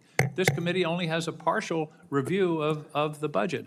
I don't understand why we can't have an honest, straightforward budget instead of this son of Oko that you're putting over on us. Thank you, Mr. Chairman. Senator Scott. Thank you, Chairman. I want to thank each of you for being here, and I want to thank you for your dedication to the country, each of you. So, Secretary, you talked a little bit in your opening statement about China. So this committee, we've basically outlawed the use of Chinese drones by our government and our military. We have the ability now going forward that we won't even license them in this country. Can you just talk about, the importance of making sure that our military, we don't have Chinese products, whether it's drones, we don't buy Chinese drugs for our military, we don't allow China to buy farmland close to our military bases, we don't allow them to be involved in our electrical grid, bring in despicable foods into our commissaries. Can you talk about the importance of that when they have a government that wants to destroy everybody in this room's way of life? You're correct in what you're describing, Senator. We need to get smarter, faster. And that's the kind of urgency that we feel in the Defense Department. Is there's been a lot of talk about prioritization and pivoting and recognizing the size and scale and scope of the Chinese threat. And then there's doing everything possible inside your decision cycle to include how you posture, how you procure, how you plan to ensure that it's not reliant in any way. You don't have Achilles heels in any part of the process, whether it's critical munitions or it's critical minerals or it's any number of our weapon systems. I mean, you've heard the president say, Golden Dome, his big signature priority for the defending the homeland will be American-made, because we can't have systems like that dependent on what the Chinese could do about it later on. So we completely agree with you, and myself and the Deputy Secretary that's kind of an number one for us, is in making sure that what we source is sustainable. So if Communist China continues to build up their economy, do you think they'll continue to invest in their military? Yes, sir, and I think a lot of that spending is commingled. Right. And do you believe that that if the American public knew the risk of China and what you think about every day, that they would buy fewer Chinese products? Sure, sir, it's our job to think about that every day. If a lot of the information we saw were to be made public, there would probably be more urgency. Yes, sir. Do you think that we ought to be allowing Chinese companies to be able that support either the economy of China so they can build up a military, or companies that actually work with the Chinese military? Do you think they ought to be able to sell stocks in America? Senator, that's not really my lane, but I would say that the president is focused, especially through trade, on right-sizing a lot of those dynamics and making sure that American companies, American industries are protected and brought back to the United States. Okay. So whether it's Americans buying products that help China build their economy so they can build a military to try to defeat us, or whether it's buying Chinese drones or drugs or allowing them to buy farmland, you would recommend to the American public that we wake up and stop doing these things? Generally speaking, Senator, yes. Thank you. Senator Warren. Thank you, Mr. Chairman. So President Trump has deployed the National Guard and then the U.S. Marines to Los Angeles over the objections of state and local officials, saying that the troops are needed to support immigration detention operations that are being carried out by ICE. On Sunday night, the president threatened to deploy ICE agents to other cities around the country that he sees as, quote, the core of the Democrat power center, end quote, specifically mentioning Chicago and New York. Secretary Hegseth, if the president wanted to deploy Marines to Chicago and New York City like he did in Los Angeles, would you carry out that order even if the local governors and mayors objected? Well, Senator, because Governor Newsom was unwilling to address That's not my protecting question. federal law enforcement agents in Los Angeles, President Trump had all the authorities, and the Defense Department happily supported defending our ICE agents in the conduct of their job. They have the right, as Americans, to be able to do their job without being attacked by mobs. And we will protect them in that I know process. that And you if heard other my states question. needed it, we would provide that. I know that you heard my question. So you would be willing to send troops if the president ordered it to Chicago, New York City? That's right. Well, thankfully, New York City, unlike California, unlike Gavin Newsom, is willing to step up and address the issue with their local law I will enforcement. take that as a yes. How about if the president says he wants to send troops to 15 cities? Would you be willing to do that? Senator, I don't accept your hypothetical because it's That's a hypothetical. Not a real That's one. the question. You're the Secretary of Defense. Would you send troops to 15 cities if the president said do it? Would you do it? 15 cities. Again, Senator, it's a complete hypothetical lacking any context Look, at all. You're the Secretary And I refuse of to box Defense. myself in based on Well, you can questioning on a refuse, but hypothetical. you're here asking for $1 trillion, and I want to know how you're going to spend it. And so my question is, if Donald Trump tells you to send troops to 15 American cities, are you going to spend the money and send the troops? Thankfully, we're spending money on securing our southern border a way the previous administration abandoned and allowed Okay, so you're 21 not gonna million answer illegals to that enter our question country. So anyway. defending our homeland is a real serious priority under this administration, and we're doing I it. understand the question about defense. Secretary Hegseth, about 4,000 National Guard troops and 700 Marines have been sent to LA. Is there a number of troops deployed to American cities over the objections of governors and mayors at which you would be concerned that we are undermining our national defense? Senator, we've spent 2 decades guarding other people's borders. We think at the Defense Department it's about time we shore up ours. So that's my question. Is there a number at which sending those troops to Los Angeles or Chicago or New York starts to undermine our ability to defend ourselves around the globe? Is there a number? Senator, we look at capabilities and readiness around the globe all the time, and we're quite satisfied with our capabilities to defend the homeland, and we'll provide more if and when it's necessary. So you are satisfied with our capabilities. Let me just ask, have you actually done the analysis and figured out how many troops you can deploy domestically before you start to undermine readiness around the world? Have you done that analysis? Yes, ma'am. Then would you let the rest of us in on it? We are the Senate Armed Services Committee, and you're here to ask for $1 trillion. What's the number? We've got contingencies and plans for any number of capabilities should governors be unable, as Gavin Newsom has been, to actually secure his own federal agents in their cities. How many troops can you deploy domestically before you start to cut into our readiness internationally? As I said, previous administrations deployed our National Guard all around the globe in numbers far beyond what we were capable of supporting. So limited contingencies inside the United States to protect federal law enforcement is If the Supreme Court orders doable. you to remove troops from American city streets, will you do so? Can you repeat the question, please? Yes. If the Supreme Court orders you to remove troops from American cities, will you do so?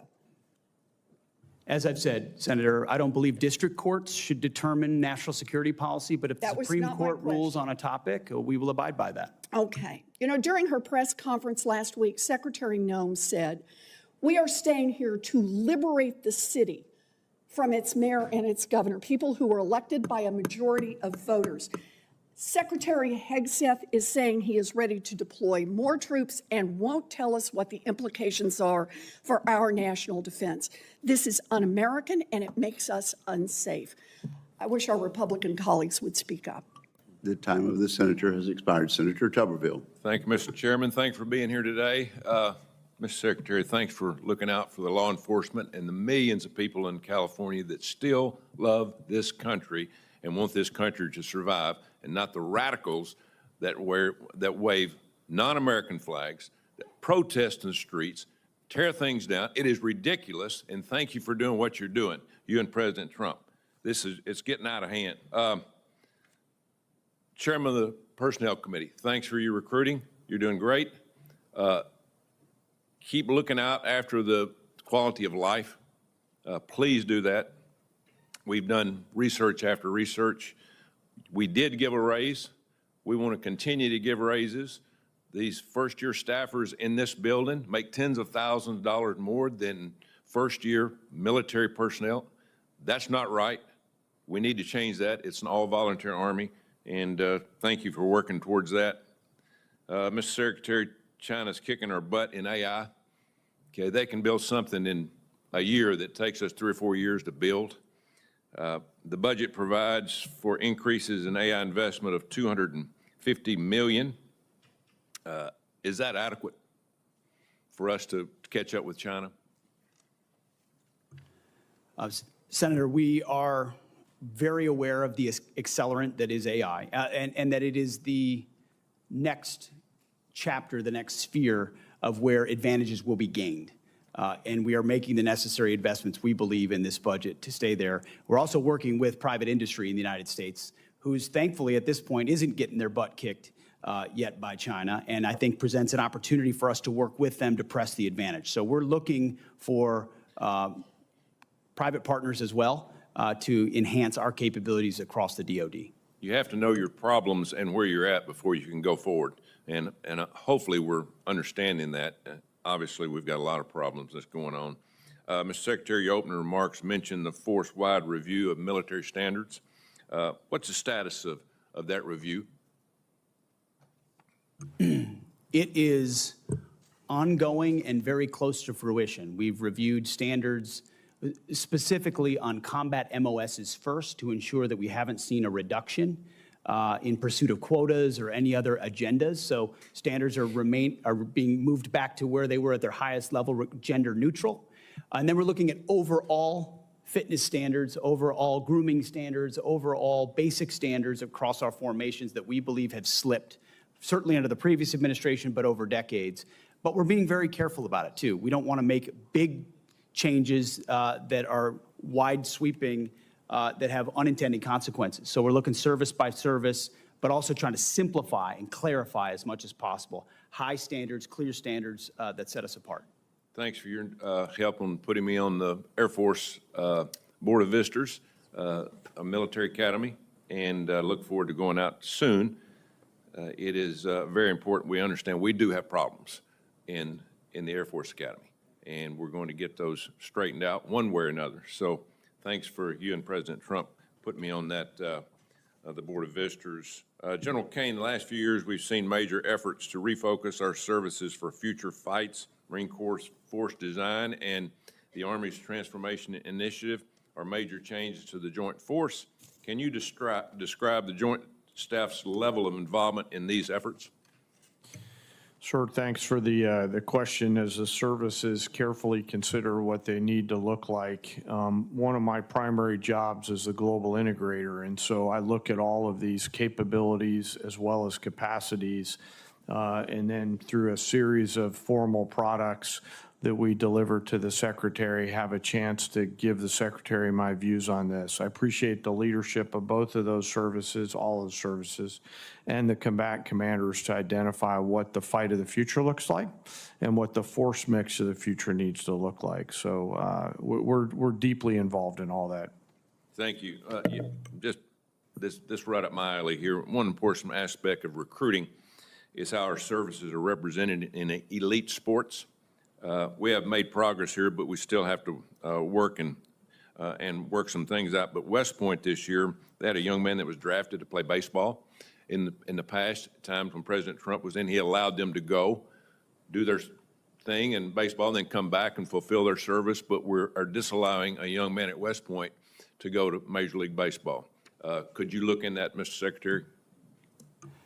Coach, we will review that, yes. Thank you very much. Thank you, Mr. Chairman. Thank you. Senator Peters. Thank you, Mr. Chairman.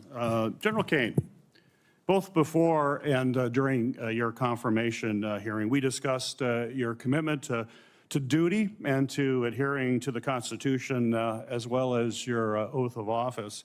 And I certainly appreciated your reassurance that you will remain, quote, a nonpartisan leader through and through, unquote, with one of your top priorities being maintaining the independence of the U.S. military.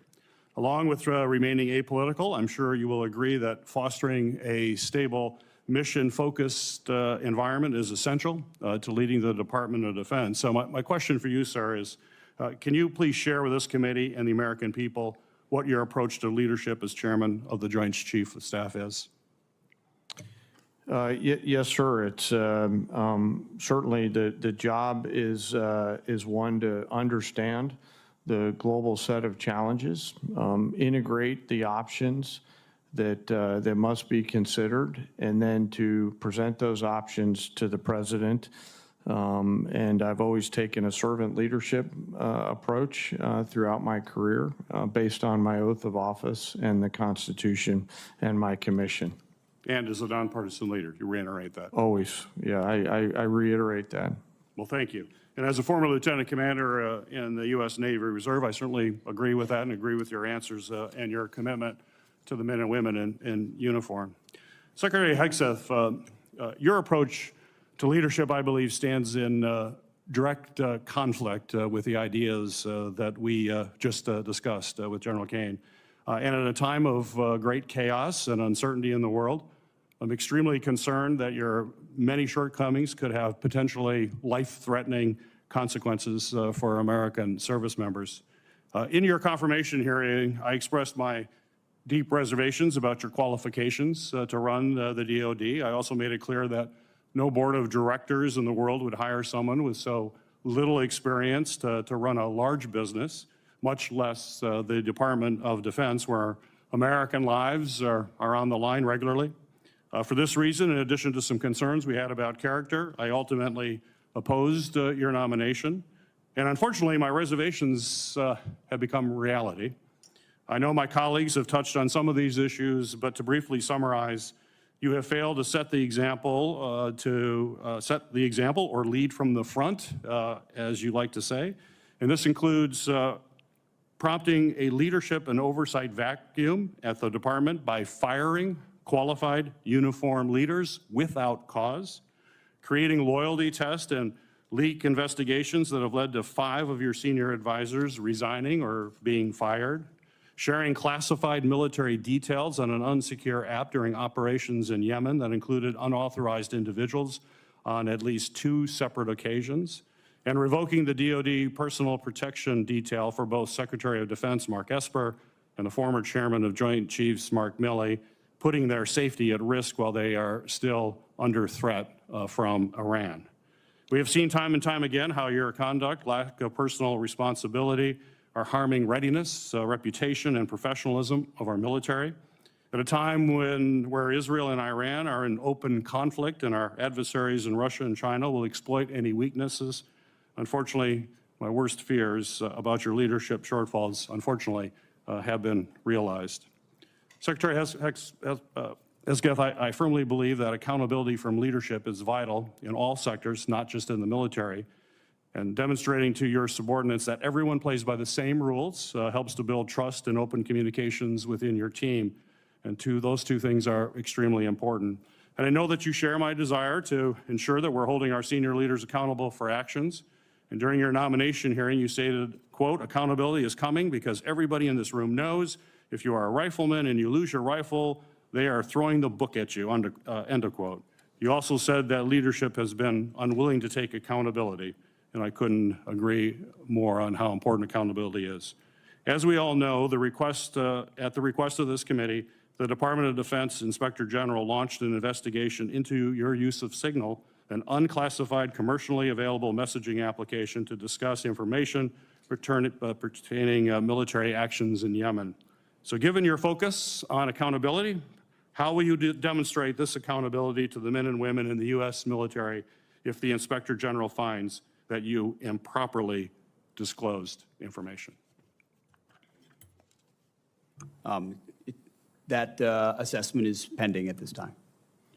That is a hypothetical question, but the gentleman's time has expired. I think your answer is clear. You are not going to be held accountable. Thank you very much, Senator Peters. Senator Mullen. Talk about accountability. I wonder who was held accountable for the disastrous withdrawal out of Afghanistan, where 13 soldiers died, and we left thousands of Americans behind underneath Secretary Austin's lead. Did one person get held accountable during that time? I don't know of anybody that got held accountable for Afghanistan withdrawal. But let's talk about that. And let's talk about the turmoil to which my colleagues on the other side of the dais wants to talk about. Let's talk about that turmoil. Underneath Secretary Austin, who was a general, by the way, you had the lowest morale measured in our military history. You had retention absolutely disastrous. You had recruitment that wasn't even meeting lowered standards that you guys lowered. But let me see the contrast now. We have the highest morale that's been measured in decades in the military. We have recruiting numbers that are exceeding expectations that we've had. We have our enemies that fear us once again, and our allies that love us because they can trust us. But that's not the narrative, Secretary Hegseth, that our Democrat colleagues want to draw. But how short-minded is your memory?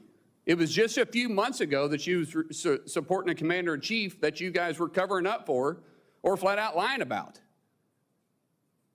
Who was in charge? And that was a commander-in-chief. Oh, but let's not talk about that. Instead, let's just point fingers at something that fits a narrative. You want to talk about war powers or the fact that during our reposturing in the Middle East against Iran, which would have never taken place if our colleagues on the other side would have held the administration accountable while they were giving billions of dollars back to Iran and knowing good and well during the briefings that they were actually trying to develop a nuclear weapon, but we turned a blind eye to that, and now the mess that was created by the Biden administration, this administration, or the Trump administration, and the leadership of Secretary Hegseth is simply trying to clean up. But forget about the past. Let's talk about this. Oh, let's talk about reposturing, by the way. And wasn't it Secretary of the Navy, Del Toro, that came to us and said that he was fighting the largest naval battle since World War II? Did anybody in this dais authorize that? That was his words, who sat right there where Secretary Hegseth was, and I laughed. And I said, I didn't think the Houthis had a Navy, so why are we fighting a naval battle there? And did you guys complain about it? Did you all say one thing about it? Nope. You just sat there. Because, hey, it didn't fit your narrative, but this one does. And then anyone want to start talking about the National Guard and the Marines. Didn't President Eisenhower deploy troops or federalized troops in Arkansas in 1957 and also deploy the 101st Airborne because the governor then refused to protect civil rights and personal property? Yep. What about President Kennedy in 62 and 63? That also did it because Mississippi and Alabama refused to do the same thing. And so since the governor at that time refused to protect citizens and the property, he federalized the National Guard. Oh, let's think about 65 too, because LBJ did the exact same thing. But that's history. But yet it's extremely important to the context of what you guys are claiming to be done here. But that doesn't fit the narrative that you guys want to put out there. History is history. Look back at it if you want to or not. But keep in mind, every time you're pointing fingers here, you got 3 fingers pointing back at you. Because the previous administration, you guys 100% turned a blind eye to and did nothing to hold them accountable. Nothing. So don't sit up here on the dais and pretend like you're trying to hold administration accountable now because you didn't for 4 years. You literally covered up for a commander-in-chief that was absent. Absent-minded and absent leadership. And you guys did absolutely nothing. Even your left-leaning media is saying it was the worst cover-up possibly in political history. Yet nothing from you guys. You all should be ashamed of yourself. Literally, you should be ashamed of yourself. I yield back. Thank you, Senator Mullen. Senator Rosen. I yield my time to Senator Duckworth. Senator Duckworth. Thank you, Mr. Chairman. In response to my colleague from Oklahoma, I believe the Secretary of Defense has just responded last week and admitted that the $1 billion mission that he led against the Houthis, who do not have a Navy, has not restored the transit of U.S. flag commercial vessels through the Red Sea, and in fact has resulted in the loss of 2 F-18 Hornets to the tune of $60 million apiece, as well as, I believe the last count was 7 Reaper drones to the tune of another $200 million. You are blowing through money like my fellow cadets and I did in our first Liberty after basic camp. Luckily, I didn't end up with a questionable tattoo. Your failures, Mr. Secretary, since you've taken office has been staggering. You sent classified operational information over Signal to chest thump in front of your wife, who, by the way, has no security clearance, risking service member lives in the process. You blew the $1 billion fight against the Houthis, whom, again, as my colleague says, has no Navy, and yet you lost all of those aircraft. You've created such a hostile command environment that no one wants to serve as your chief of staff or work with you in other senior DoD leadership roles. But what we should all be talking about, more than all of this is that you have an unjustified, un-American misuse of the military in American cities, pulling resources and attention away from core missions to the detriment of the country, the war fighters, and yes, the war fighting that you claim to love. I don't know if this is because you are too inexperienced and incompetent to understand the real threats facing our country, or if it's because you are just an unqualified yes man who can't tell the president how to keep Americans safe. You are focusing on renaming bases for Confederate generals. You said just now to Senator King that to a man and to a woman, we would rather be associated with the old Confederate names. Well, I am one of those women. I served at Fort Rucker, Alabama, a base that was named for a traitor who took arms against the United States of America, led troops who killed Americans. It was renamed for Mike Novosel, a Medal of Honor recipient who, in his citation for the Medal of Honor, includes that he saved 29 American lives, to include hovering backwards in a helicopter towards an enemy bunker where a wounded American was laying and saved that person, including after being taken fire himself. I know a little something about what it takes to fly a helicopter when you've been hit by enemy fire. That was heroic. I'd rather be associated with Mike Novosel than a failed Confederate traitor. I don't know whether you are inexperienced or too incompetent, but I wonder when you will actually focus on our nation's warfighting mission. We know that California is just a deliberate, systematic, political and dangerous campaign led by you. We should not be using our military to play cops against Americans. General Caine, as chairman, a key part of your job is to coordinate military planning across the joint force. Is the department currently incorporating into any military plans expanding the use of the reserve forces to include the National Guard or active duty troops to support domestic law enforcement, including in other locations in the United States? Senator, you know, we careful. No, General. Well, it's not really a yes or no question, Madam Senator. We plan all kinds of different things. I think it is a yes or no question. I'm not aware of anything, but the reason why I'm answering is the tags may be looking at something that I'm not aware of. What are you doing at your level? You're not aware of that happening at your level? Because we know that on his first day, President Trump directed U.S. Northern Command to revise its unified command plan to add new planning requirements to combat, and I quote, criminal activities. A series of follow-up executive orders continue to redirect DOD priorities to supporting domestic law enforcement, including one in April that tells DOD, and I quote, use national security assets for law and order. In other words, do law enforcement's job. I'd like to enter these executive orders into the record, Mr. Chairman. Is there objection? Without objection, so ordered. Secretary Hegseth, you say you are focused on warfighting and warriors. These are your words. Yet you are diverting untold DOD resources and attention to a fundamentally non-military mission of domestic policing. Across the country, we have qualified police officers who are trained for that mission. They know those streets better than the Marines you deploy to Los Angeles, who normally focus on the Indo-Pacific. And you recently approved 700 more troops in 3 other states to do admin and logistics works for ICE. You say all of this is valuable training, but I would much rather have our troops do tough, realistic training relevant to high-end combat.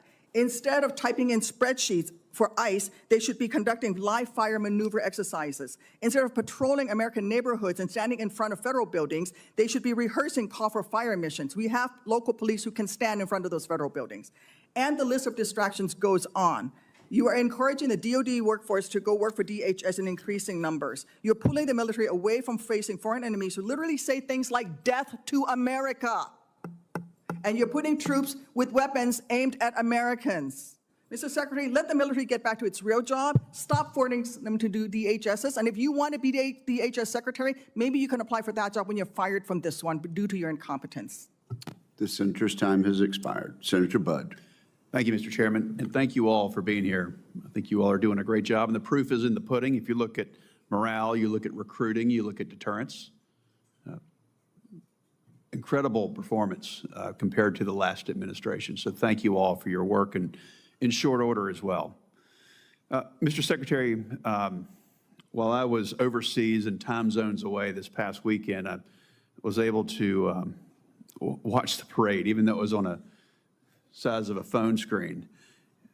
But I just wanted to catch a quick glimpse at it since it was controversial from the other side. And I tell you what, I stayed up until 2 a.m. I could not turn it off because it wasn't about you, Mr. Secretary. It wasn't about our president. It was about the men and women that don't get recognized each and every day.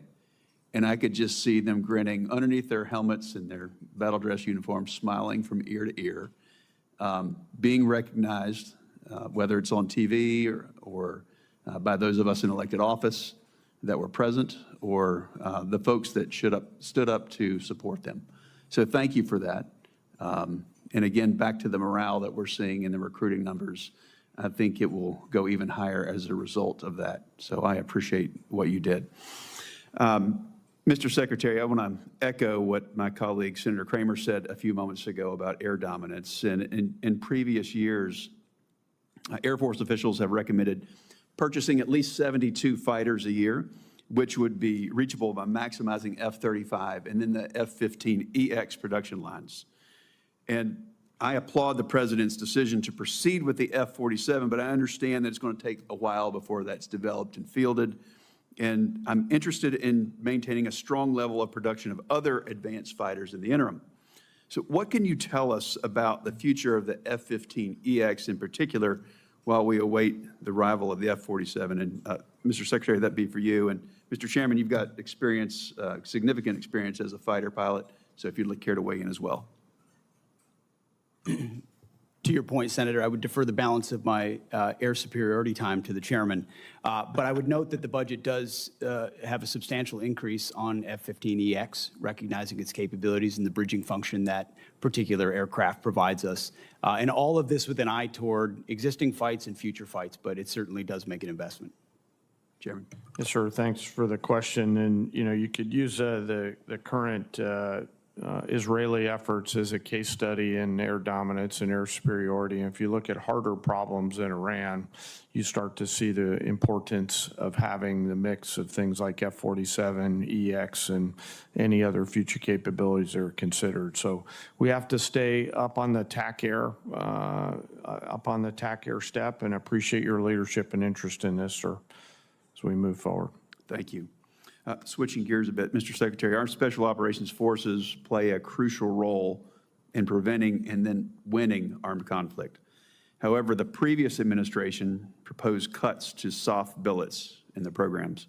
So how does the President's budget request impact the size, structure, and posture of our Special Operations Forces for 2026?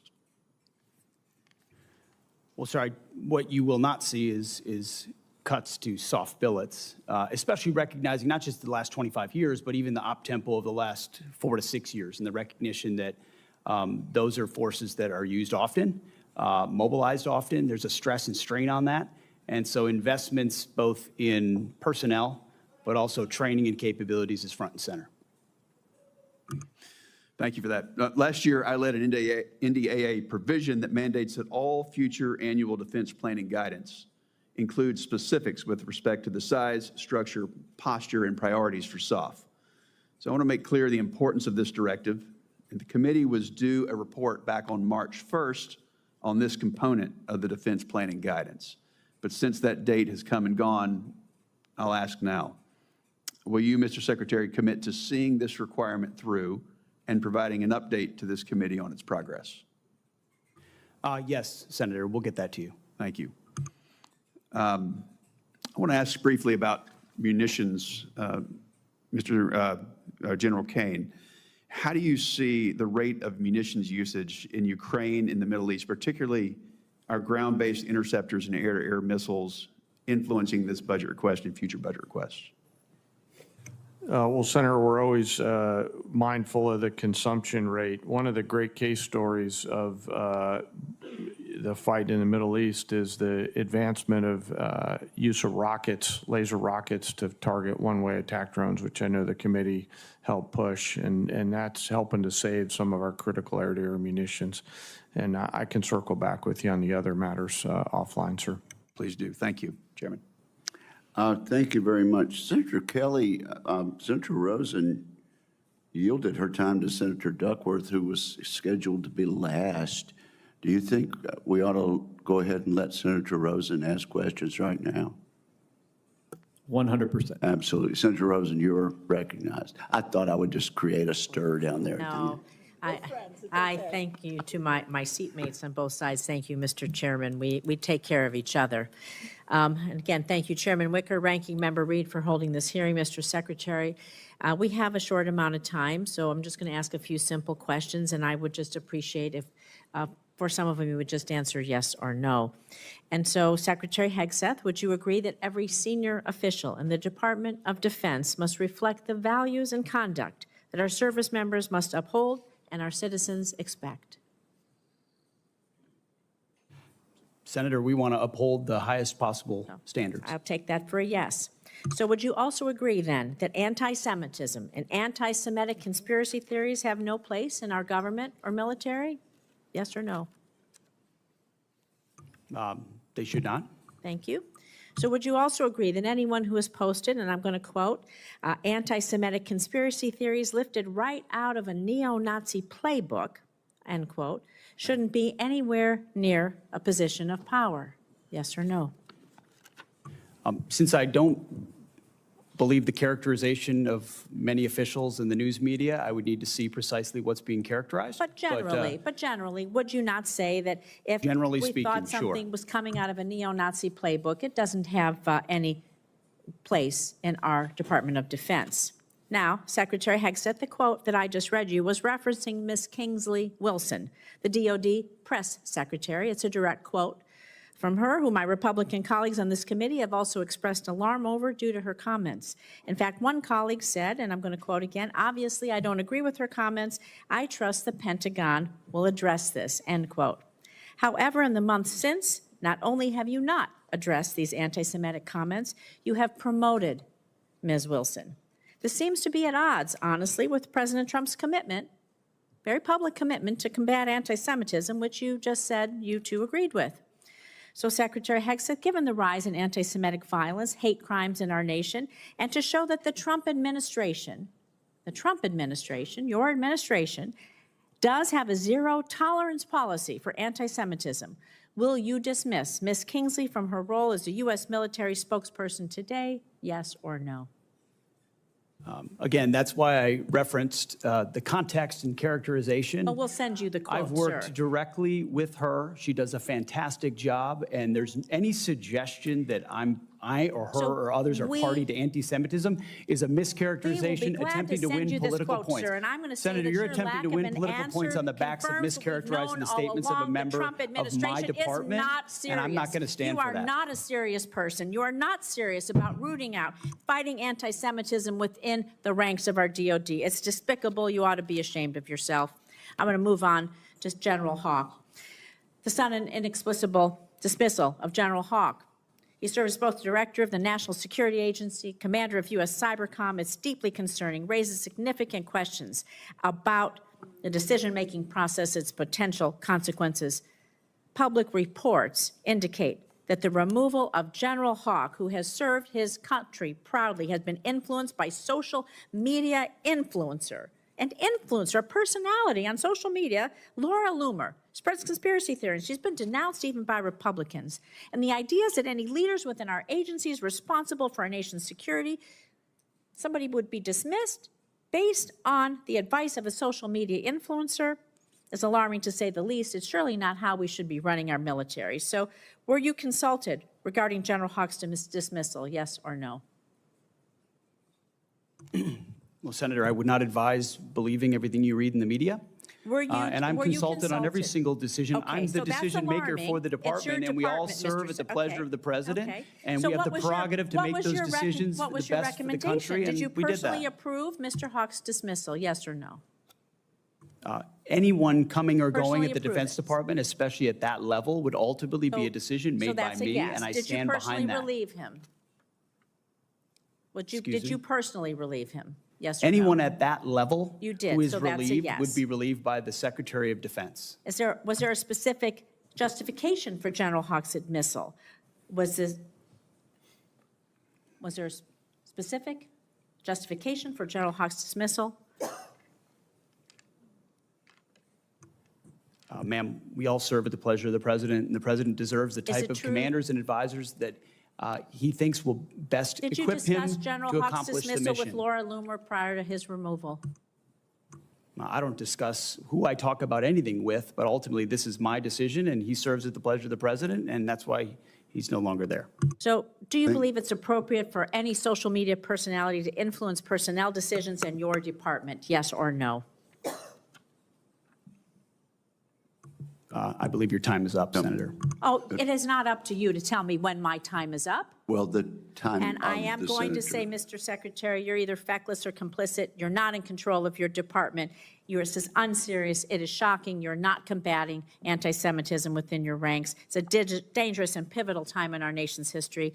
Thank you, Mr. Chairman. I yield back. And I don't appreciate the smirk, sir. You are the Secretary of Defense. The time of the gentlelady has expired. Senator Kelly. Thank you, Mr. Chairman. Mr. Secretary, I want to talk about the proposed Golden Dome missile defense system. There's a request to spend $25 billion in this year alone. First of all, is this system designed to intercept a full salvo attack?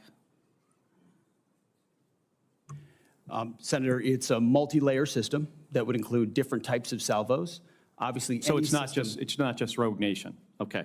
And- So well, it's meant to. Yes, it's not meant to be just one nation. It could be utilized in against multiple Russia and China, scenarios. full salvo. So what kind of reliability are you aiming to build into the system? Are we looking for something like 4 nines on intercept success? 99.99% reliability?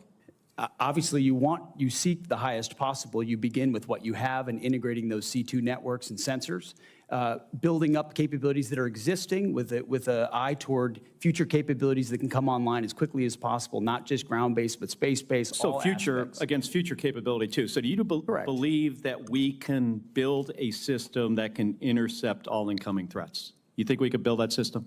This is a very hard physics problem. You would know as well as anybody, sir, how difficult So this we're- problem is, and that's why we put our best people on it. We think the American people deserve it. So let me tell you what we let me tell you what I think we're facing here. You're ongoing talking threats. about hundreds of ICBMs launched simultaneously, varying trajectories, MIRVs, so multiple reentry vehicles, thousands of decoys, hypersonic glide vehicles, all at once. And considering what the future threat might be, it might even be more complicated than that. And you're proposing spending not just $25 billion, but upwards of, I think CBO estimated this at least $500 billion, other estimates, $1 trillion. I am all for having a system that would work. I am not sure that the physics can get there on this. It's incredibly complicated. So I want to get to another issue that you're facing here. How much of the staff of the Office of the Director of Operational Test and Evaluation did you cut?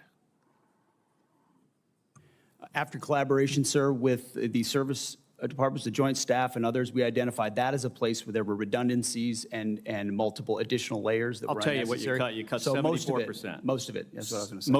Most of it. And was your decision to cut more than half of the Pentagon's testing and evaluation office staff driven in part by concerns about the office's plan to oversee testing of Golden Dome? The concerns were not specific to Golden Dome, sir. It was years and years of delays unnecessarily based on redundancies in the decision-making process that the services, COCOMs, and the joint staff, together with OSD, identified as a logjam Mr. that was not Secretary, helping the to process. get it the was slowing it down. reliability we would need, you need something that's at 4 nines, 99.99% reliability with all these challenges. And you cut the staff of the people who are going to make sure this thing works before we make it operational, before we give it to the warfighters. You got to go back and take a look at this. But I also strongly encourage you to put together before we spend $25 billion or $175 billion or $563 billion or $1 trillion, put together a group of people to figure out if the physics will work. You could go down a road here and spend hundreds and hundreds of billions of dollars of the taxpayer money, get to the end, and we have a system that is not functional. That very well could happen. And you're doing this just because the president, and I understand your role as the Secretary of Defense. You got to execute what the president says. But this idea, might not be fully baked. And you can get in front of it now and figure out and find out if you put the right physicists on this. And I'm not saying go to the big defense contractors. Going to scientists, and I know there's a questionable relationship with this administration and scientists, but go to some scientists, figure out what we would have to do to build a system, and then make smart decisions before we spend hundreds and hundreds of billions of dollars. Senator, we're doing that, leveraging existing technologies and not premising the project on aspirational technologies, what we can actually do, and would welcome. Well, $25 billion in the first year is a lot of money. That's more than just figuring out if we have the ability to build a system that can handle a full salvo threat, hypersonic glide vehicles, MERS, thousands of decoys. Thank you, Mr. Chairman. Thank you, Senator Kelly. Senator Sheehy. For General Caine, curious of your thoughts. Now you're in the chair officially. China's building ships about 230 times faster than we do. Our ability to scale our maritime industrial base has been the subject of much discussion. And my biggest concern is we could give the Navy unlimited funds right now, and even that wouldn't be able to fix the problem we have within the existing paradigm. And we have to rethink how we acquire, deploy, and maintain our Navy. As we approach potentially a new CNO taking the seat here, what are we doing at the department level to explore alternative ways like leasing a Navy, like giving private industry the incentive to build stable requirements, towards stable requirements with consistent engineering specs so that they can build to these requirements, let private industry take some risk and extend themselves on this so we can benefit from the ability and the agility of private industry to solve problems quickly. Well, sir, thanks for your question. I share your concerns about how fast we're building ships. I'm encouraged, though, by the leadership that the Deputy Secretary of Defense, the Secretary of the Navy, the current acting CNO have all been leaning into this, as well as the other parts of the department, acquisition and sustainment, and research and engineering. I've not heard yet on a leasing discussion. As you know, as a former aviation business owner, there's ops leases and things like that offer capability at different models. There's been some experience of that on the Hill before. I'm thinking back to Senator McCain had some strong views on leasing in a prior life, but I would defer that conversation to our OSD colleagues, sir, who would drive that. Okay. Well, I think we have to think outside the box, and that's true on all defense acquisition programs, and I welcome either of your thoughts as well. Senator Warren and I actually have recently partnered on an initiative that is praising what Secretary Driscoll's done at the Army side to expand the flexibility of the services to have more alternative pathways. I go back to our MRAP program about 15 years ago, a program which saved my life and the lives of many other servicemen, I'm sure in this room as well. So finding alternative ways to acquire things is really what we have to do now. And if we continue to try to jam, a turkey into the garbage disposal and just give more and more money to a process that frankly has been failing for decades, I think we need to try to fix the process first. And I'd be curious as to either of your thoughts, an open response as to what we can do immediately here to start reforming our defense acquisition paradigm so we can keep pace with, it's not a near peer threat with China, they are a peer. So it is a peer-to-peer threat. How are we going to reform our industrial base to keep pace with it? Sure, I think this could be a much longer conversation, which I'm happy to have with you. I note that the lineup of leaders that we have in the Congress right now, here in this committee and the other side, the leaders in the department, the leaders in industry, it feels like we have the team now who will actually move the ball, grab a hold of that entrepreneurial spirit that America is so well known for, and get after it. We cannot, I'm mindful of the work that's been done before. We cannot continue to move on the same trajectory, and we must get after this. We owe it to the joint force to be properly armed at scale with the right capability capabilities so that they can win and come home. And so I'd love to partner with you on that, as I know our OSD colleagues would as well. Well, in the speed at which we've solved our recruiting challenges, hopefully we can do the same thing with the ability to make bullets, bombs, artillery shells, planes, and ships, because we owe it to the 17, 18, 19-year-old kids who are going to be fighting these systems on the front line to make sure they have enough of them to replace attrition, and also that those systems are as good as they can be when they need them. Thanks for your time today. Senator Sheehy and General, I would love to be part of that longer conversation about that issue. Thank you, Senator Sheehy. Senator Slotkin. Thank you, Chairman. Mr. Secretary, I said in your hearing, when you had your confirmation hearing, that my biggest concern with you at the helm was the potential use of the military in ways that contradict the Constitution or that taint what I hope we all want, which is an apolitical military. And when I asked you about whether you would accept an order that was actually given to your predecessor, Secretary Esper, Trump's SecDef, to deploy active duty troops against unarmed protesters and to, in Secretary Esper's words, shoot at them, shoot at their legs. You said this was all theoretical.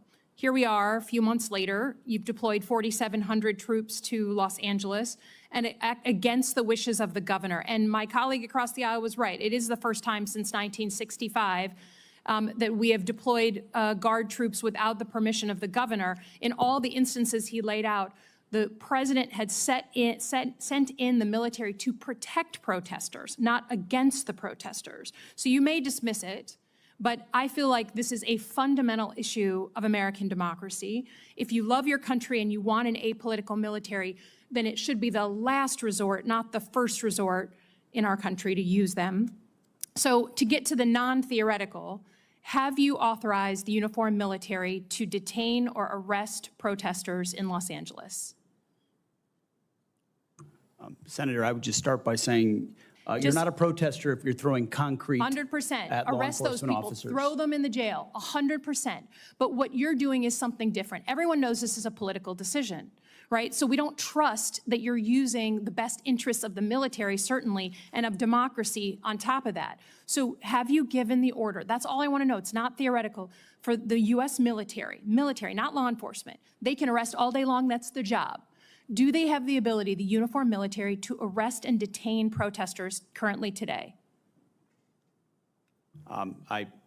It's a yes or no thing, authority. It's sort of amusing the extent to which the speculation is out there. These troops are given very clear orders. Then what is the order? Then list it out for us. Be a man, list it out. Did you authorize them to detain or arrest? That is a fundamental issue of democracy. I'm not trying to be a snot here. I'm just trying to get the actual, did you authorize them to do that? All of these orders and what they're sent there to do are public. They are there so to... say it. So say it. Yes or no? I'd like to. Please, yes or no? As I've said time and time again through interruption, they're there to protect law enforcement, do they have ICE the ability officers to arrest? who are trying to do their job, deporting illegals who were allowed in by the previous administration. So they cannot arrest and detain citizens of the United States, the uniformed military. As we've stated, if necessary, in their own self-defense, they could temporarily detain and hand over to ICE. But there's no arresting going on. And you know this better than you're trying to play political games. There's no arresting of U.S. personnel. Of the U.S. military against members of the protest. Have you authorized U.S. military cyber tools to investigate people participating in these protests? Yes or no? Certainly in no way that I'd be aware of. Okay, that's good. I love that answer. That's great. Have you given the order to be able to shoot at unarmed protesters in any way? I'm just asking the question. Don't laugh. Like the whole country. And by the way, my colleagues across the aisle. What is that based on? What evidence would you have that an order like that has ever been given? Giving that order to your predecessor, to a Republican Secretary of Defense, who I give a lot of credit to because he didn't accept the order. He had more guts and balls than you because he said, I'm not going to send in the uniformed military to do something that I know in my gut isn't right. He was asked to shoot at their legs. He wrote that in his book. That's not hearsay. So your poo-pooing of this, it just shows you don't understand who we are as a country. who we are. And all of my colleagues across the aisle, especially the ones that served, should want an apolitical military and not want citizens to be scared of their own military. I love the military. I served alongside my whole life, so I'm worried about you tainting it. Have you given the order? Have you given the order that they can use lethal force against honor? I want the answer to be no. Please tell me it's no. Have you given the order? Senator, I'd be careful what you read in books and believing it, except for the Bible. Oh my God. So your former predecessor, I guess that's not enough for you. Okay, on Iran. I don't think there's a debate. There's like a cat fight going on in your own party about whether to go after Iran. Have you commissioned any day after planning? So any force protection, any use of ground troops in Iran, any cost assessments? Because I don't think we doubt what we can do as a country in the attack. It's the day after with Iraq and Afghanistan that so many of us have learned to be so deeply concerned about. Have you authorized day after planning? As I've said, we have plans for everything, Senator. Okay. And I would also reiterate how we began, that there will be a classified portion of this 15 minutes after we adjourn. Senator Banks, you're recognized. An apolitical military. Secretary, wouldn't you say that in the last administration under Joe Biden, Secretary Austin, Mark Milley, we've never seen the military politicized in a way that it was over those 4 years? Senator, I would say our mission has been to take the politics out of the military, take the ideology out of the military. And as a result, you've seen the response of young Americans who have, I called it a bump at first. I just want to correct that, Senator. It's been a tsunami. It's been a historic response of young Americans. I want to unpack it. Who are I joining. want to unpack this with you, Mr. Secretary. Prior to President Trump's election, the military was struggling with the worst recruitment crisis in 50 years. That all seemed to have changed overnight on one specific day.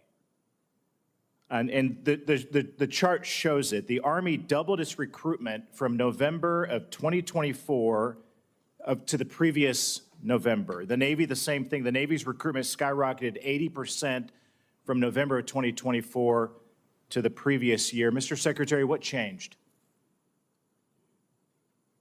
There was an election, Senator. Why does that matter? Because leadership matters, sir. Belief in your country matters. Having the back of your troops matters. Setting a clear mission matters. Ensuring that if troops are used, it's for a clear, defined mission. It's funding them properly. It's giving them the proper authorities to execute. Americans watch what happens with their political and military leadership. And in President Trump, they understand they have a commander-in-chief that has their back, that loves the country, that loves them. Our job has been to reflect that through the department by getting rid of all the distractions, by enforcing the basics, by getting back to standards and readiness. And as a result, we've seen a generation of young people stand up and say they want to serve under President Trump. These numbers have steadily increased. As you said, you called it a tsunami. I mean, I call it the Trump bump because it did begin on one day, but every month since, we've seen those recruitments for the Army and the Navy, especially the best Navy recruitment in 20 years, the best Army recruitment in 15 years. How do we keep that up? Well, sir, I think we keep that up by staying true to what we said we would do to those young Americans and their families. I wrote a book before I started this process, talking to a lot of vets and their families who are wondering whether they would recommend military service to the next generation. I hear from them and others who say, now we're willing to do that under this president's leadership. Staying true to who we are, staying true to the basics, the Constitution, their core mission, keeping them ready, funding them and supplying them properly, and then having their back, truly, matters. And I think by doing that and then emphasizing recruiting and the basics, I think we'll continue to be able to be on the right trajectory. Mr. Secretary, I've never seen a Secretary of Defense that's so in tune with our soldiers, our sailors, our airmen and Marines as you. You've gone out and you're visiting with them, you're talking to them every single day. What kind of stories are you hearing, especially from our newest recruits? I mean, what are they telling you? What are they telling you specifically about why it matters? Well, I'll start with those that are re-enlisting or they've been in for a while who say it's all changed. The entire environment's changed. The morale, the spirit. They feel the change. They feel the idea that if I'm given a job to do, I'll be given everything necessary to do it, the authorities to do it. I'm not being micromanaged. I know that my commander will have my back. And then the young people, it's just excitement about the possibility of serving under President Trump, of being a part of something greater than themselves, and knowing that that in the White House they've got a commander who will defend their interests. It's really about the, as I said, I mean, as my colleague was talking about, an apolitical military. I mean, the wokeness, the radical transgender movement, the way the abortion travel mandates, the way the last administration politicized the military. There was a survey in 2023 that pointed this out, said that, and the Army released the survey in 2023 that claimed that young Americans' fear of discrimination drove away more recruits than wokeness. And wokeness was a big indicator too in that survey. Do you think those arguments still stand up today? Senator, you make a great point. Every American wants to be treated like an individual, not because they're black or white or male or female, rich or poor, or because of some calculation of what we need more of or need less of, but simply, can you rise to the challenge of this job of service to your nation? That challenge inspires young people, and that's what we've seen. I think the Commander-in-Chief matters. Mr. Secretary, you matter. General, you matter. Thank you for your leadership. The facts speak for themselves. Mr. Chairman, I yield back. Thank you, Senator Banks. Is there objection to putting a representation of the chart in the record at this point? Without objection, it'll be ordered. Mr. May I ask a question, Mr. Chairman? Senator Reid. I note that the chart starts in November 23 and goes to November 24, and President Biden was president through the entire period.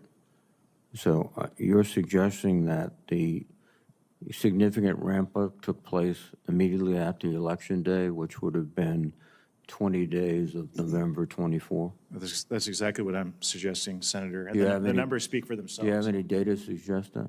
The General of the Army told me so, and I'm happy to. Yeah, if you ask for those numbers from the Army, you'll see the same dynamic that I have.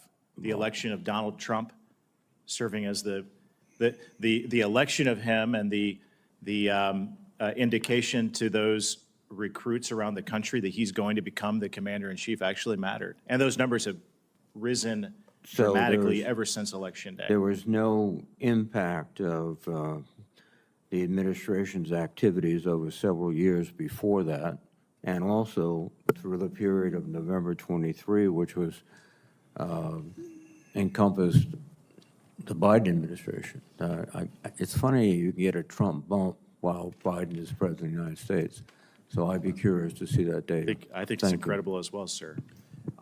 Unbelievable might be a better word. Are there further questions? We're sort of now into the second round of questioning. Without objection, we will close this portion, and if our members and witnesses could join us in the Visitor Center skiff in 15 minutes, we would appreciate it. Until then, we are in recess.